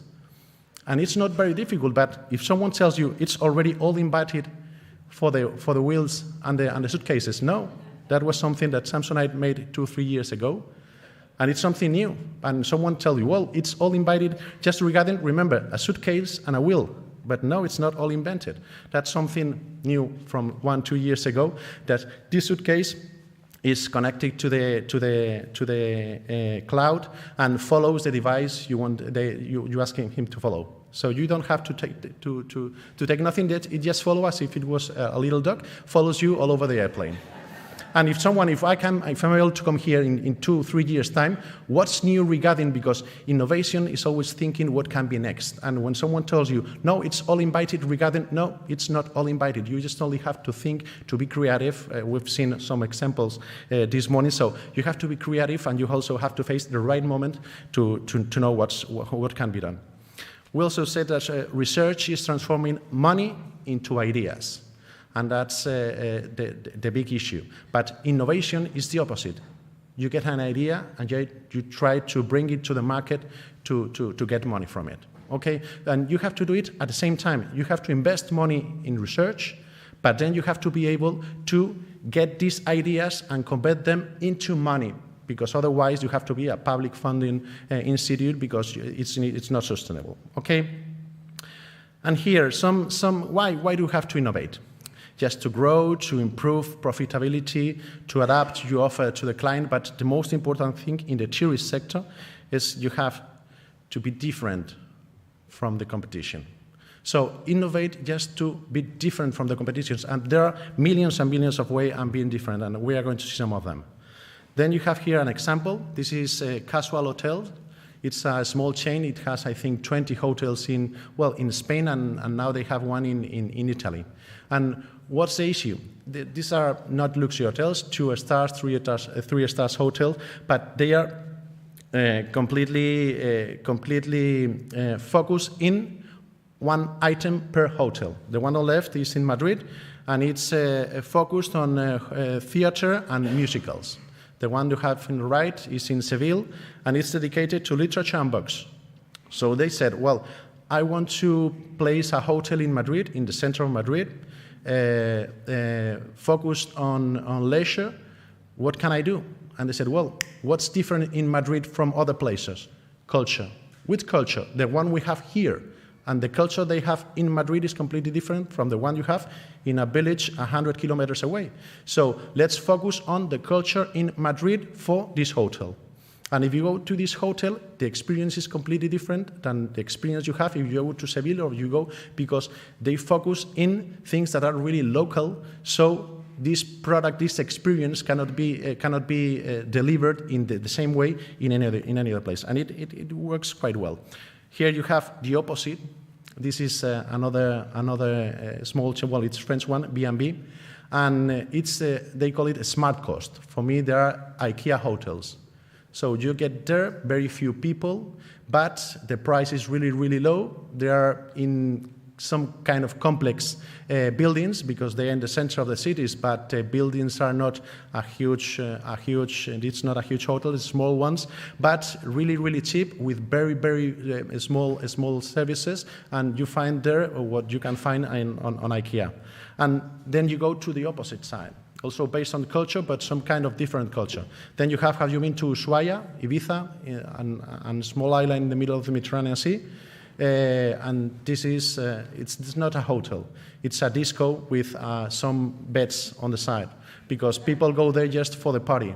It's the only open disco you have in the Ibiza island, and they have all the parties from 6 in the afternoon until 12 at night, when all the rest of the discos are closed. So it's not a hotel, it's a disco with some beds on the side, but it's a unique experience. And it's also focused on music. And then you have almost in front of Ushuaia, you have, well, these pictures from Hard Rock Tenerife, but you also have Hard Rock in Ibiza.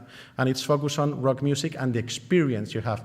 And you can get the name, Hard Rock Hotel, but they sell you the experience and what you are going to have regarding, in this case, Hard Rock music. This is another experience based on culture. This is Sublimotion, and they sell it as the most expensive restaurant you have in Europe. I think the cost of the menu is 3,000 euros, and only 12 people can attend it by each meal. And they sell it like that. The most expensive experience you can have in a restaurant, it's completely, and they sell you experience regarding, in this case, meals and so on. What else? Well, we have developed this tool on ITH just to connect the information the hotels do have on their property management system, so they can know what data from the past, what price have you sold the beds 2 days ago, 2 months ago, and so on, but also what price are you selling and who are you selling the beds in the future for this winter, for next spring, for next summer. So the people that is connected to the tool and also the destination from the public authorities can be really accurate about what prices and what kind of experience they are going to offer, because they know what prices the rest of the competitors are selling the products. Okay. We also have some other cases about immersive technology. This was proved well, we have a fair called Fitur in Madrid, and we have Fitur Tech, where we saw a lot of technology. This was shown, I think, 3 years ago, just in the middle, just before the pandemic, and it's immersive experience in some hotels, in this case in Catalonia, where you have a full. You can see movies, but they were just proving some ads from the public authority in the rooms just for 5-10 minutes, because I think to see a movie in such a it's quite different. And then we also have 3D printing for amenities, or also for chocolate devices and things like that, if you have some special clients. We are working right now in this case of issues, robotics as a service in the hotel sector. We made an issue, well, there was first of all a lot of hotels in the US, but we made this pilot test in Madrid, in Atocha, with 2 different kind of robots, just giving information for the clients. We wanted to know if these kind of services were well or bad accepted by the clients. And in this case, the service we were able to deliver with these robots was not very good received by the clients. Well, also, they tried to set in Las Vegas, Vulcan Hotel, they set Siri in all the offices in a flat, and said, well, I have never been to Las Vegas, but what happens in Vegas stays in Vegas. In this case, what happens in Vegas is allocated in the cloud of Google.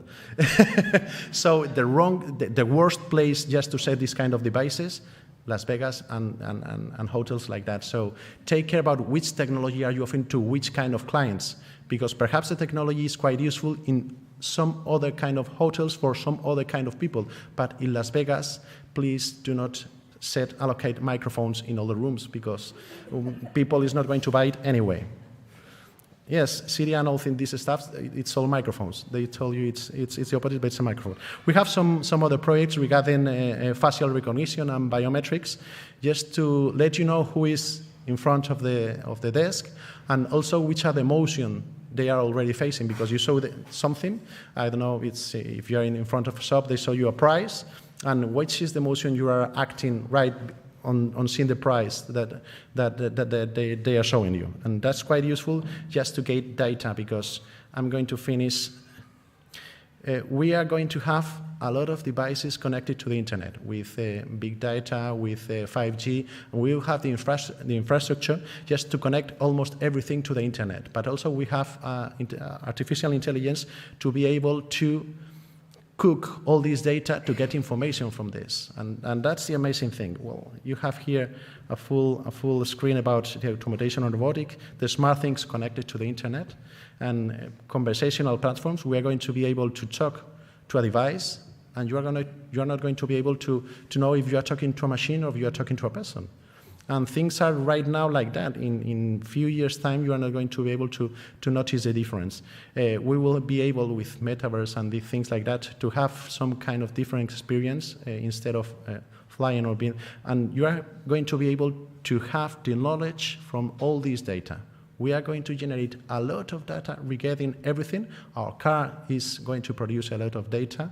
Our refrigerator is going to produce a lot of data. We are still going to produce a lot of data, but we're going to be able, well, the big companies already do it right now, but the small companies will do it in the near future. But the point here is that we're going to be able to get a marketing one-to-one. I don't know if the joke is the same here, but in Spain we say marketing Juan-to-Juan instead of one-to-one. We are going to be able to do it, but we have to focus, and that's the last point I want to highlight. We do have to focus on the client. The technology is very important, but please do not forget that tourist is just one person abroad trying to get an experience from another person in another place. So the experience is the most important thing. And perhaps you can use technology, or perhaps not. Do not focus on the technology. The focus always has to be the client. And if you forget it, you will be in a problem. That's it. Thank you very much.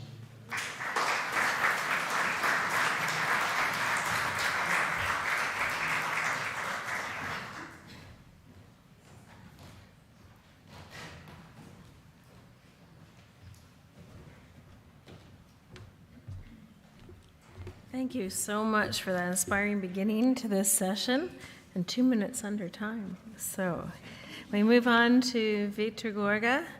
He is a managing partner at the consulting firms Inmark Europe and Leo Partners, both based in Madrid. Gorga has a long career as a consultant and previously as director of the Ritz Hotel Madrid, development director of Golden Tulip Worldwide, regional director of the Intercontinental chain. We talked a lot about big hotels yesterday. Marketing director of the Intercontinental Hotel in Madrid, and director of programming and contracting of the Marsans Operator Group, among other positions. He holds a degree in communications, a master in marketing and tourism, and has 35 years of experience in tourism market intelligence, innovation, management, and development, having directed more than 350 projects in 25 countries, including the Spanish Tourism Quality Plan, the design of the SICTED destination management model, and having identified and developed astrotourism as a tourism project niche and product. He has developed the Tourism Resilience Plan of the Dominican Republic for the UN WTO and is now immersed in the development of the first network of smart destinations in Latin America, and is considered the world's leading specialist in tourism quality. So we're thrilled to invite you here as well, and you have 20 minutes of the time, but thank you. A ver.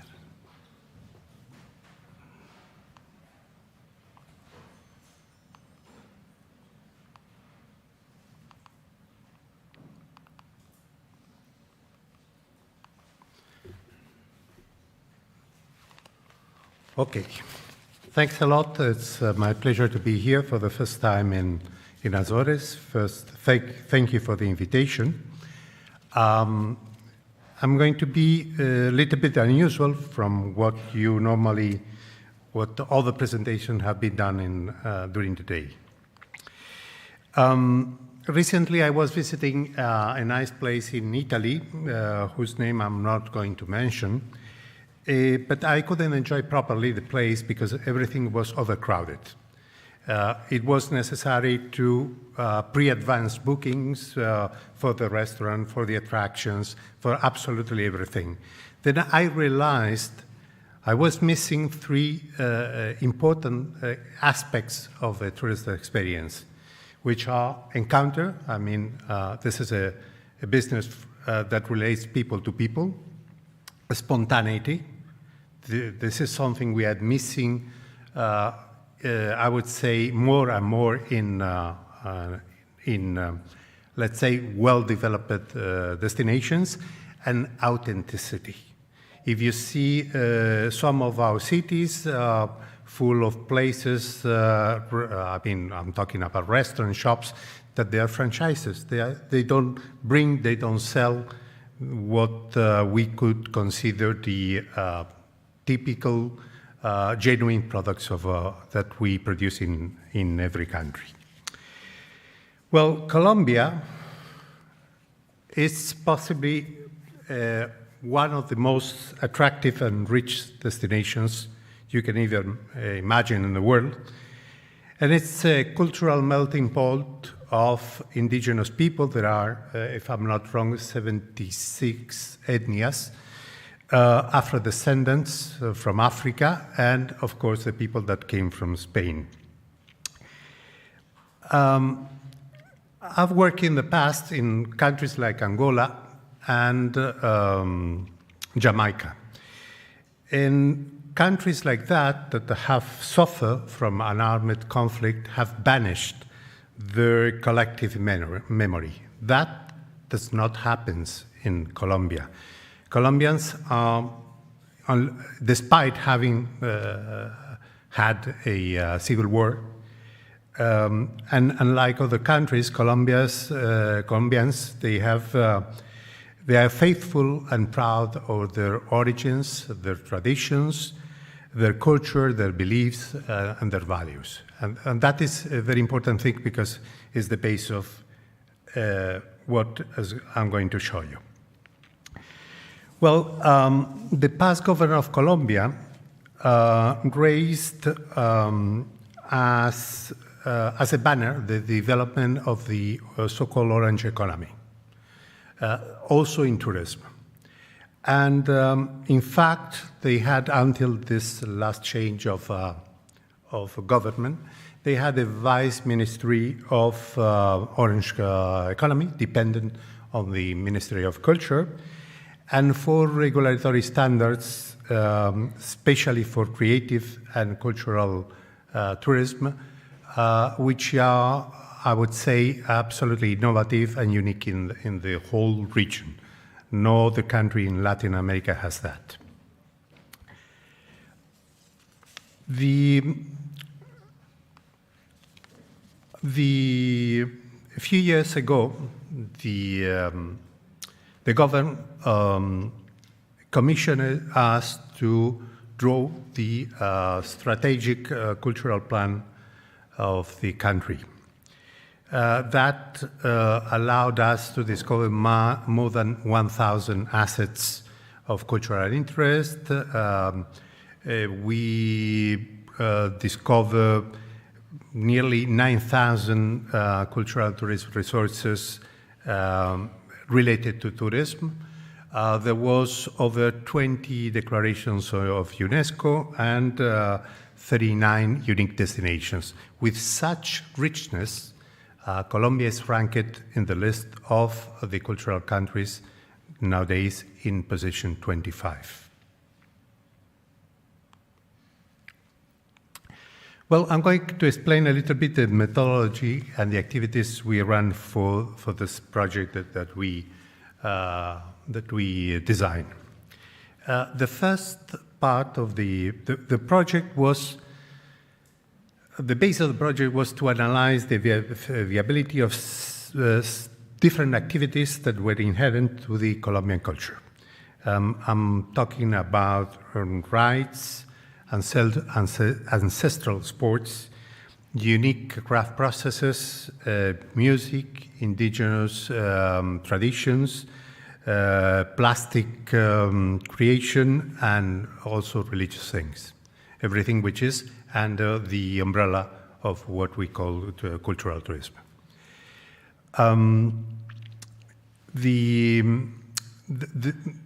There was about 120 activities that the different territories, because this was a collaborative model, presented. From those were selected 40,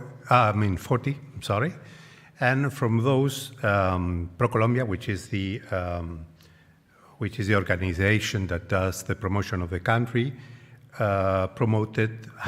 is promoting 25 in the market. And you can see, I mean, if you want more information, you can go and see the page of ProColombia, where you have a lot of information. We did all the back office. I mean, ProColombia did the front office, what is faces, let's say, the possible clients, but we did the back office, that was to organize all the activity. Well, we had to analyze the singularity, the degree of use, the concerns regarding preservation, as well as needs associated to the operation, management, and interaction with the tourist, to ensure that the resulting products were attractive. We had to carry out a documentary, bibliographical, historical, and anthropological research in a country where the information is almost non-existent, partial, scattered, and I would say not reliable, in order to collect the memory of curators, customers, artisans, and musicians. Just to give you an example of the situation, I could give you 3 names of 3 different institutions, official institutions in Colombia, and they have a different surface in square kilometers for the same city. And that is official information. So imagine the rest. So we had to run something like hundreds of interviews with local people, and also workshops to develop the project. And another issue is that everything was in the middle of the pandemic.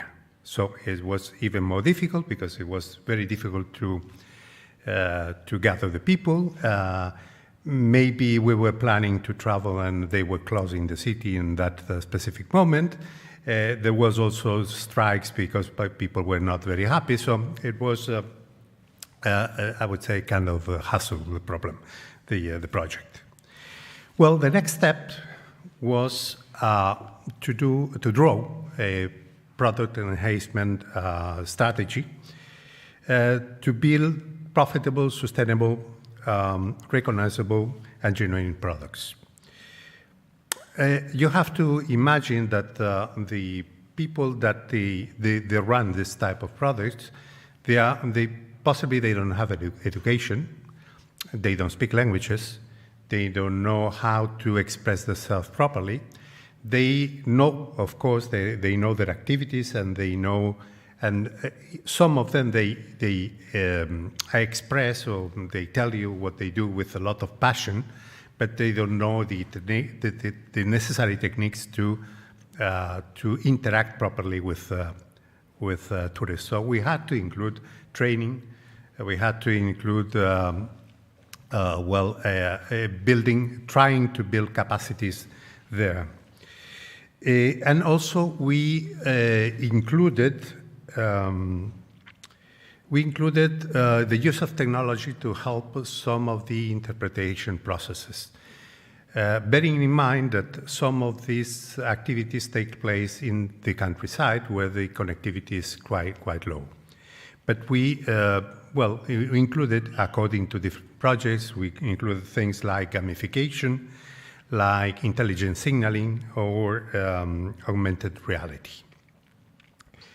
The last step was to build a storytelling that would ensure the claim and durability of those products over time.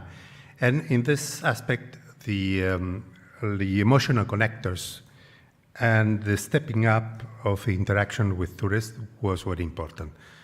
As one of the previous speakers said, this is, again, a relation, it's a business from people to people, and it is very important that we attract by establishing connections with them. Well, going straight to the the project.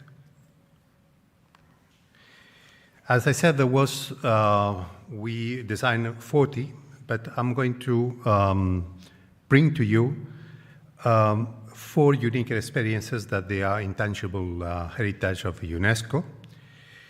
And in a certain way, they are experiences that that make us return to the most genuine tourism. The first one is the Barranquilla Carnival. The second one is the gastronomy of the Chocó region. The third one is a craft called Mopa Mopa. And the fourth one is los trabajos de los cantos del llano, the songs of the works of the llano, which is, well, you're going to see it in a minute. Well, the first one is the Barranquilla Carnival. The Barranquilla, the journey through the rhythm of the Barranquilla Carnival takes place in possibly the most cultural and artistic neighborhood for tradition in the city of Barranquilla. It's called a place called Barrio Abajo, which is a protected environment full of Republican architecture with, as you can see, colorful murals and a low-rise building which are typical of the Caribbean region. In this area gathers makers, musicians, curators, carnival troupes, and other actors of the carnival value chain. As some emblematic places like the House of the Museum and the House of the Carnival, the Factory of Culture, and the Quezeta Aguila Center, which is a space for creation and where they make with a certain continuity, they make shows that they brings you, or they show you the special time of the carnival when it takes place. The carnival was brought to America by the Spaniards, but here it merges with the culture of the indigenous people at the rims of the slaves brought from Africa. Let's say the leading rhythm, which is the cumbia that was born here, united elements like the Spanish clothing, the indigenous drums, which are typical, and then they even were exported to Europe, and the rhythm of Africa. From a management point of view, the carnival is a community initiative which is spontaneous and it's totally autonomous. I mean, there is no, let's say, there is no activity or there is no support from local authorities. The carnival is kept alive by a generation of families that work throughout the year, and that gives employment to over 250 artists that they make masks, they make dresses and everything which is related for the carnival. The second experience I would like to show you is the Chocó gastronomy. The Chocó gastronomy, this is possibly the most richest area for gastronomy in Colombia. Colombia is far behind other countries in the area in let's say, in the export of their gastronomy culture. But the Chocó gastronomy is the source of inspiration for the most important Colombian chefs. The epicenter of this activity is a city called Buenaventura, which is the capital, on the Ocean Pacific coast. It's a destination with a great ancestral cultural legacy and a wealthy ecosystem. This city is a confluence of the three major cultures in Colombia, and particularly the Afro-Colombians. It's a creative cuisine based on products from the sea, fruits. You know that Colombia is possibly the country in the world with the largest portfolio of different fruits you can even imagine. And they use also a lot of medicinal herbs and medical herbs and aromatic herbs for the kitchen. It's what they call pan coger. In this cuisine, it's very important the role of the women and the rituals. For example, they sing while they're cooking because that helps for the recipes to be more tasty. And the rituals, they come from a long time, and that provides an essential, unique touch. This cuisine has survived until nowadays because of the development of some cultural entrepreneurship projects, some productive networks, spaces for promotion and knowledge, as well as cultural appropriation of the community. This is very similar, if you know, to the way they do the traditional Mexican female cooks, that they are also UNESCO patrimony. The next activity is the pasto varnish. Oh, no, it's not that one. It's the pasto varnish. The pasto varnish of Maupas is a unique agro-industrial process and an artisanal technique of a great scenic beauty that receives the name from a specific tree, a native tree that comes from the areas of Putumayo and Caquetá. That originates a very particular resin I'm going to explain. Due to historical circumstances, has become a benchmark for industry in a distant region of Nariño. So that means that all the resin that is produced in Putumayo and Caquetá travels along Colombia several hundreds of kilometers to Nariño to produce the varnish. Well, this unique resin is, as you can see in the first picture, is made into a malleable artistic coating or lacquer that is used in the decoration of furniture, handicrafts, wood carvings, leather, ceramic, and other metal objects. As you see, it's kind of a plastic that is applied in the pieces that they are going to do the decoration. The colors, textures, and shapes are also unique. Currently, we managed to put about 30 artisans together to work this technique, and the project is contributing to recover and preserve this their activity, which is of a Spanish, pre-Hispanic origin. The fourth activity I'm going to show you is the works of the Llano.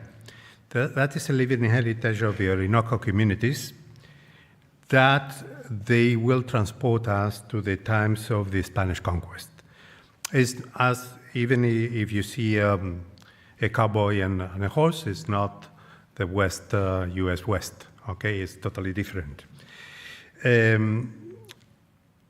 It's related with the daily work on the cattle farms, where folklore and a specific code of values still in force distinguish this type of cowboys.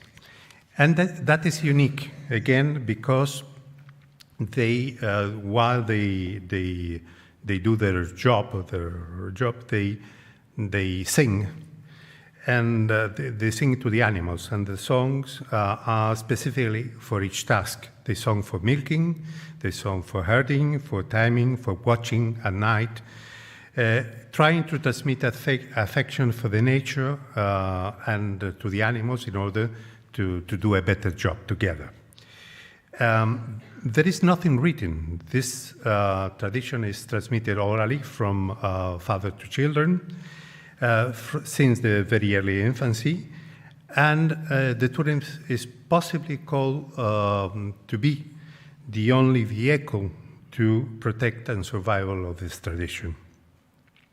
And this takes place in an area called Los Llanos, which has beautiful landscapes and sunsets and sunrises that take your breath away. Well, to end up,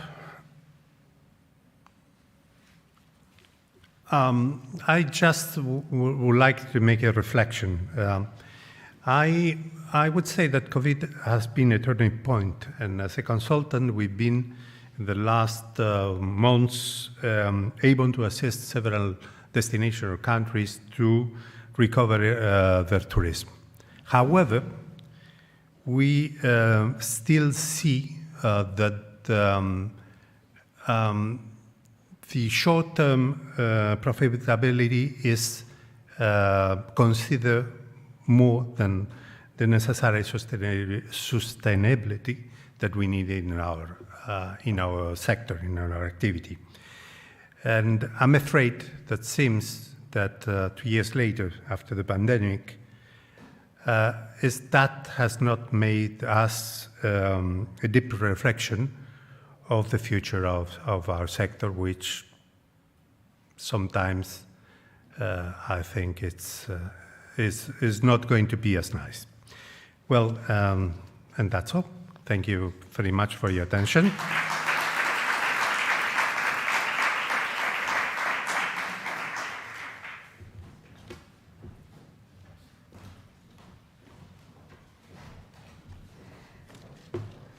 Thank you, Victor, for those inspiring examples and your words of wisdom at the end, which can inspire some discussion after and at lunch. I turn now to our third presenter, Nicholas Peposh, who is a professor of economics at the Institute of Business Administration of the University of Perpignan, France, director of the Department of Tourism Management, and member of the CRESEM Research Center. His main research interests are on microeconomics of tourism, especially efficiency and productivity analysis and destination competitiveness.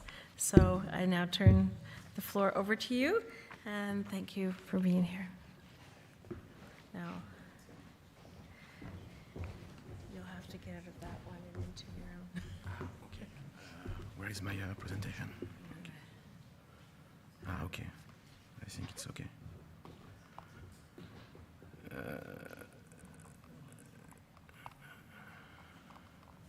Wow.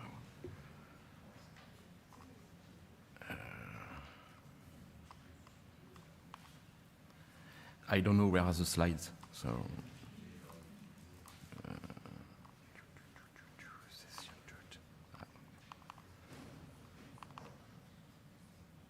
It's okay.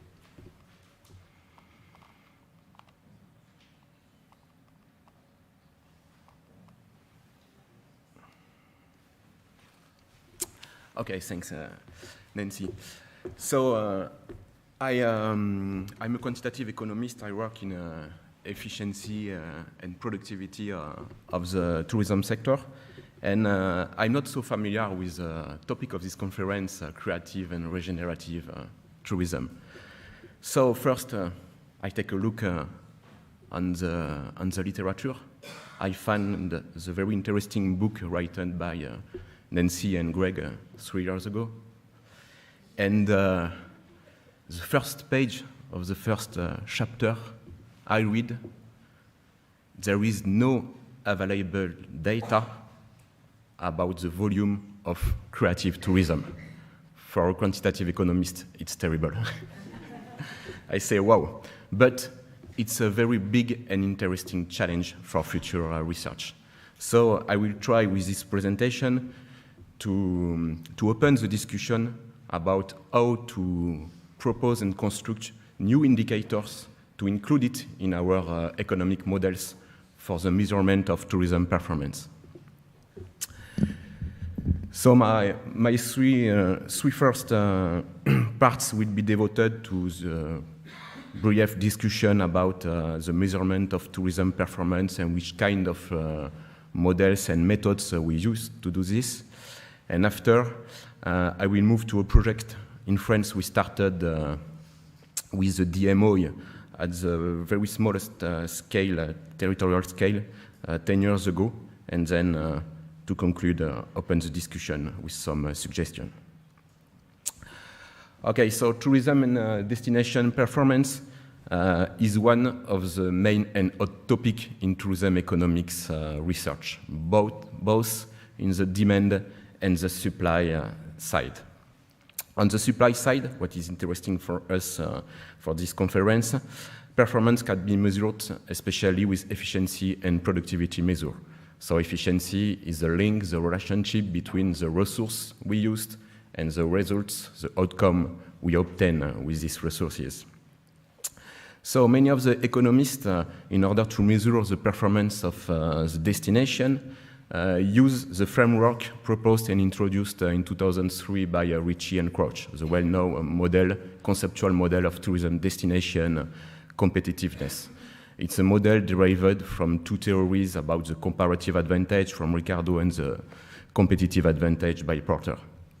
So to summarize this model, because there are more than 30 criterion and factors of competitiveness in the Ritchie and Crouch model, according to Ritchie and Crouch, we know that competitive and sustainable destination can be measured by its ability to first obtain a high level of economic repercussions, for instance, in terms of tourist expenditure, tourism arrivals, or bed nights, a high level of tourist satisfaction, but also it's needed and important to take into account resident welfare and, of course, the sustainability aspect with the environmental questions. The problem is that if we take a look on the empirical literature about destination performance during the two last decades, most of the research mainly focus on the economic aspect. First, the economic aspect, because we have easily secondary data in volume. Secondly, tourist satisfaction, but the resident question about resident welfare and environmental aspect, there are few studies available in the literature in the destination measurement framework. However, this topic about tourism performance of the destination is still a hot topic, and for instance, 3 years ago, the journal Annals of Tourism Research opened a virtual special issue directed by Asaf and Sionas. So there is a very huge literature on this topic. So in order to measure the efficiency and the performance of the destination, two main kinds of approach are available from the theory and the methodological side, both parametric and non-parametric approach. You had an example of parametric approach with a presentation by Giovanni the first day of the conference. I will focus for this presentation on the non-parametric framework. Why? Because such kind of methods are operational tools that can be easily understood by professionals and decision makers. For instance, with the DEA method, DEA means data envelopment analysis. This method presents several advantages. First, and contrary to the econometric approach, it's not necessary to suppose a priori a mathematical functional form for the production process. So we have a flexible and operational tool. We can model and include different output in the production, tourism production process. When you use the econometric techniques, you can explain only one outcome. Here, we can model with multi-output production technologies. And finally, this kind of approach permits to obtain a full benchmarking analysis by the identification of best practices. It's very important to provide some managerial recommendation and policy implication for the decision makers. Currently, one of the key issues in the measurement of the destination performance by using such techniques is to account for the environmental damage. We have the tools, we have the methods from a theoretical viewpoint. It's not a problem, but we have a big constraints in terms of data availability for the environmental impact of the tourism on the tourist territories. So in order to compare, for instance, the tourism destinations, first we need to define what we call in microeconomics of production, a production technology. It's like a production function. We just take some inputs and some outputs, and the relationship is that the inputs, of course, we use needs to produce the outputs. So they are derived from the economic theory with the labor, capital, and land factor. And what is interesting for the tourism destination is to focus on the tourist attraction. And we can make the use of the tourist attraction theory in order to include several kinds of tourist attraction, either natural or man-made, according to the GUN classification. So one of the recent questions in the literature was how to deal with these tourist attractions in the tourism production process. Because during the last decade, the scholars use tourist attraction in order to explain tourism destination performance and competitiveness by different ways. So here you have an example of what we can do with such approach based on data envelopment analysis. We consider a sample of units, for instance, a sample of tourist destinations. And here, with the graph, we have a single production technology with only one input, for instance, the resources, and one output, the number of tourist arrivals. And we construct an efficient production frontier with the best practices of the sample.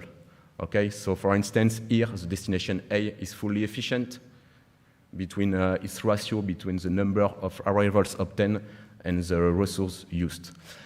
The destination B is clearly here inefficient, and we have two options to measure the relative inefficiency of B, either with an output orientation or an input orientation. In general, in the tourism research, we select the output orientation because the objective, the economic objective, is to maximize, to optimize the outcome, for instance, the tourist arrivals by using a given level of resources. But other options can be easily selected. With this method, we obtain a benchmarking analysis with a relative efficiency score for each of the units, and the relative inefficiency of, for instance, a destination can be here viewed by the distance between the point and the efficient frontier.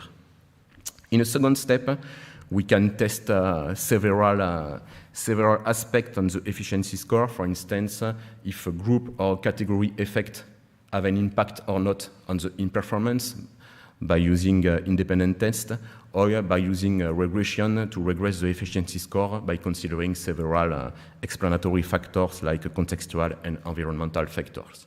And we see in the literature that tourist attraction can be used either as an input in the production process or as a contextual factor.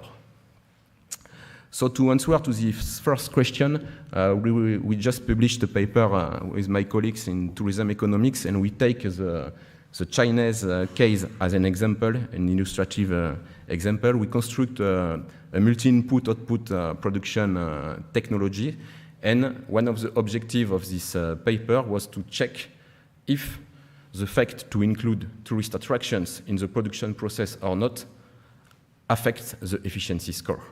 And you can see with this summary of the efficiency score, there are descriptive statistics, that we have differences in the average efficiency score on different hotel segments, either if we consider or not tourist attractions.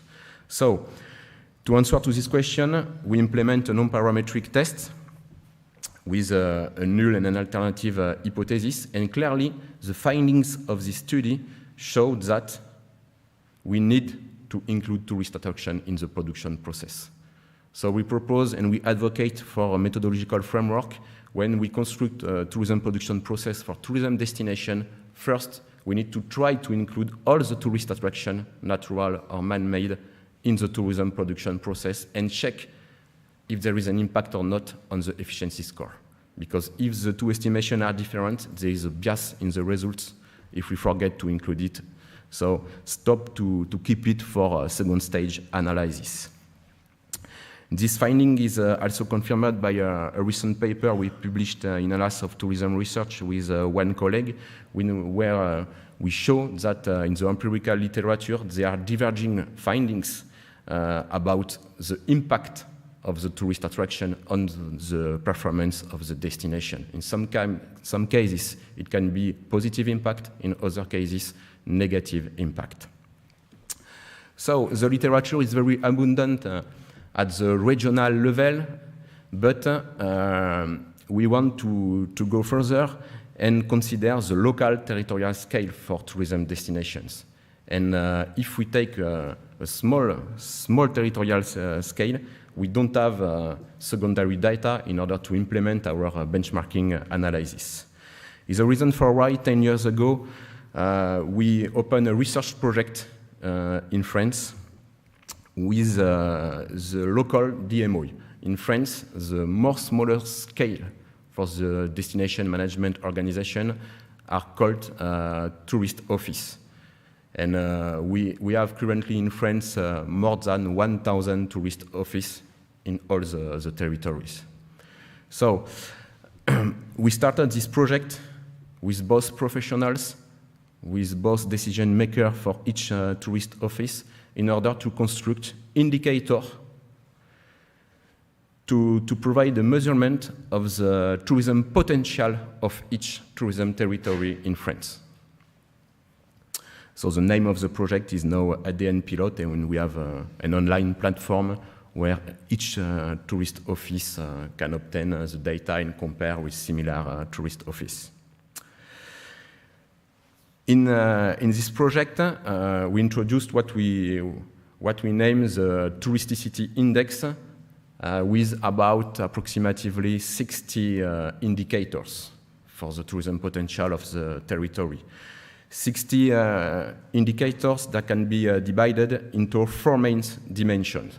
Of course, I will focus here on the attractiveness dimensions, and you can see that we have constructed a database for all the tourist offices in France with some labels, some tourist attraction, natural or not, the events, festivals, and we have all this information now for all France in order to compare territories with a fine-grained scale. So at the present time, the next step of this project are the following. We are discussing to include indicators related to environmental impact of the tourism. So it's a big challenge in each territory. The Chinese case is very interesting for this because they have at the city level the indicators available in China about the environmental impact in general, and they construct proxy with the proportion of tourists in order to estimate the impact of tourism in the Chinese territory.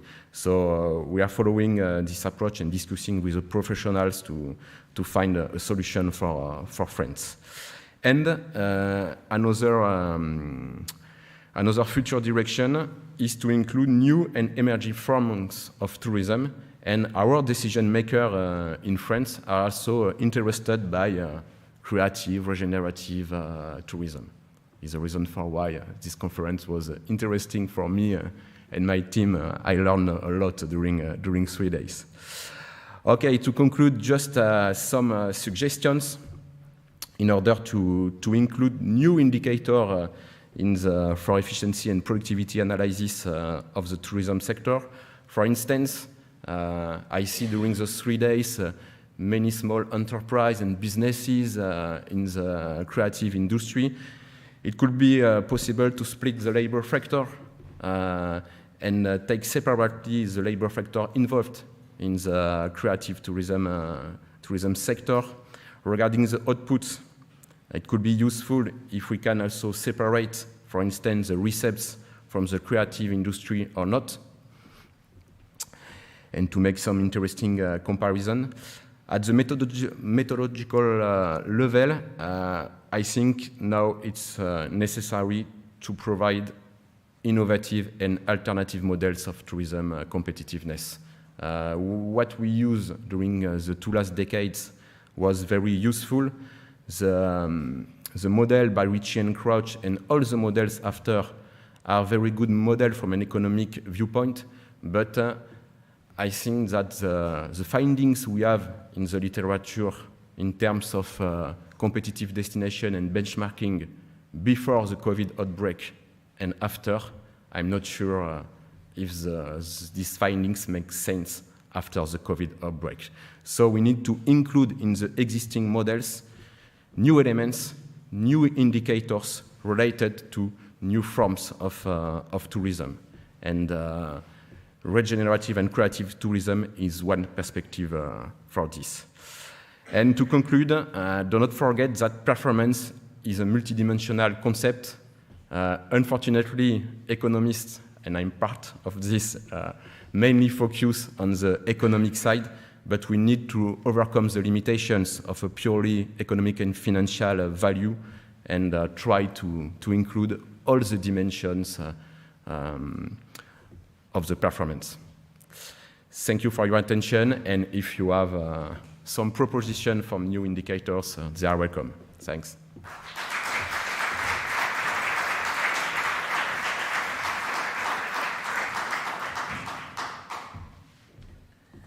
Thank you, Nicholas. It is 3 minutes to 1, and we have, I think, 15 minutes, and then you can run to lunch. I know it's hot now, so we don't want to wait too long, but if you have any questions or comments or responses to any of the presentations? Everyone's hungry and wants, or if you'd like to kidnap one of the keynotes to take them for lunch at your table, that's another option. Everyone's like, yeah, that's what we want to do. Okay, so we'll thank you again for your presentations this morning, and we'll let everyone go eat and kidnap you for their tables and have full discussions there.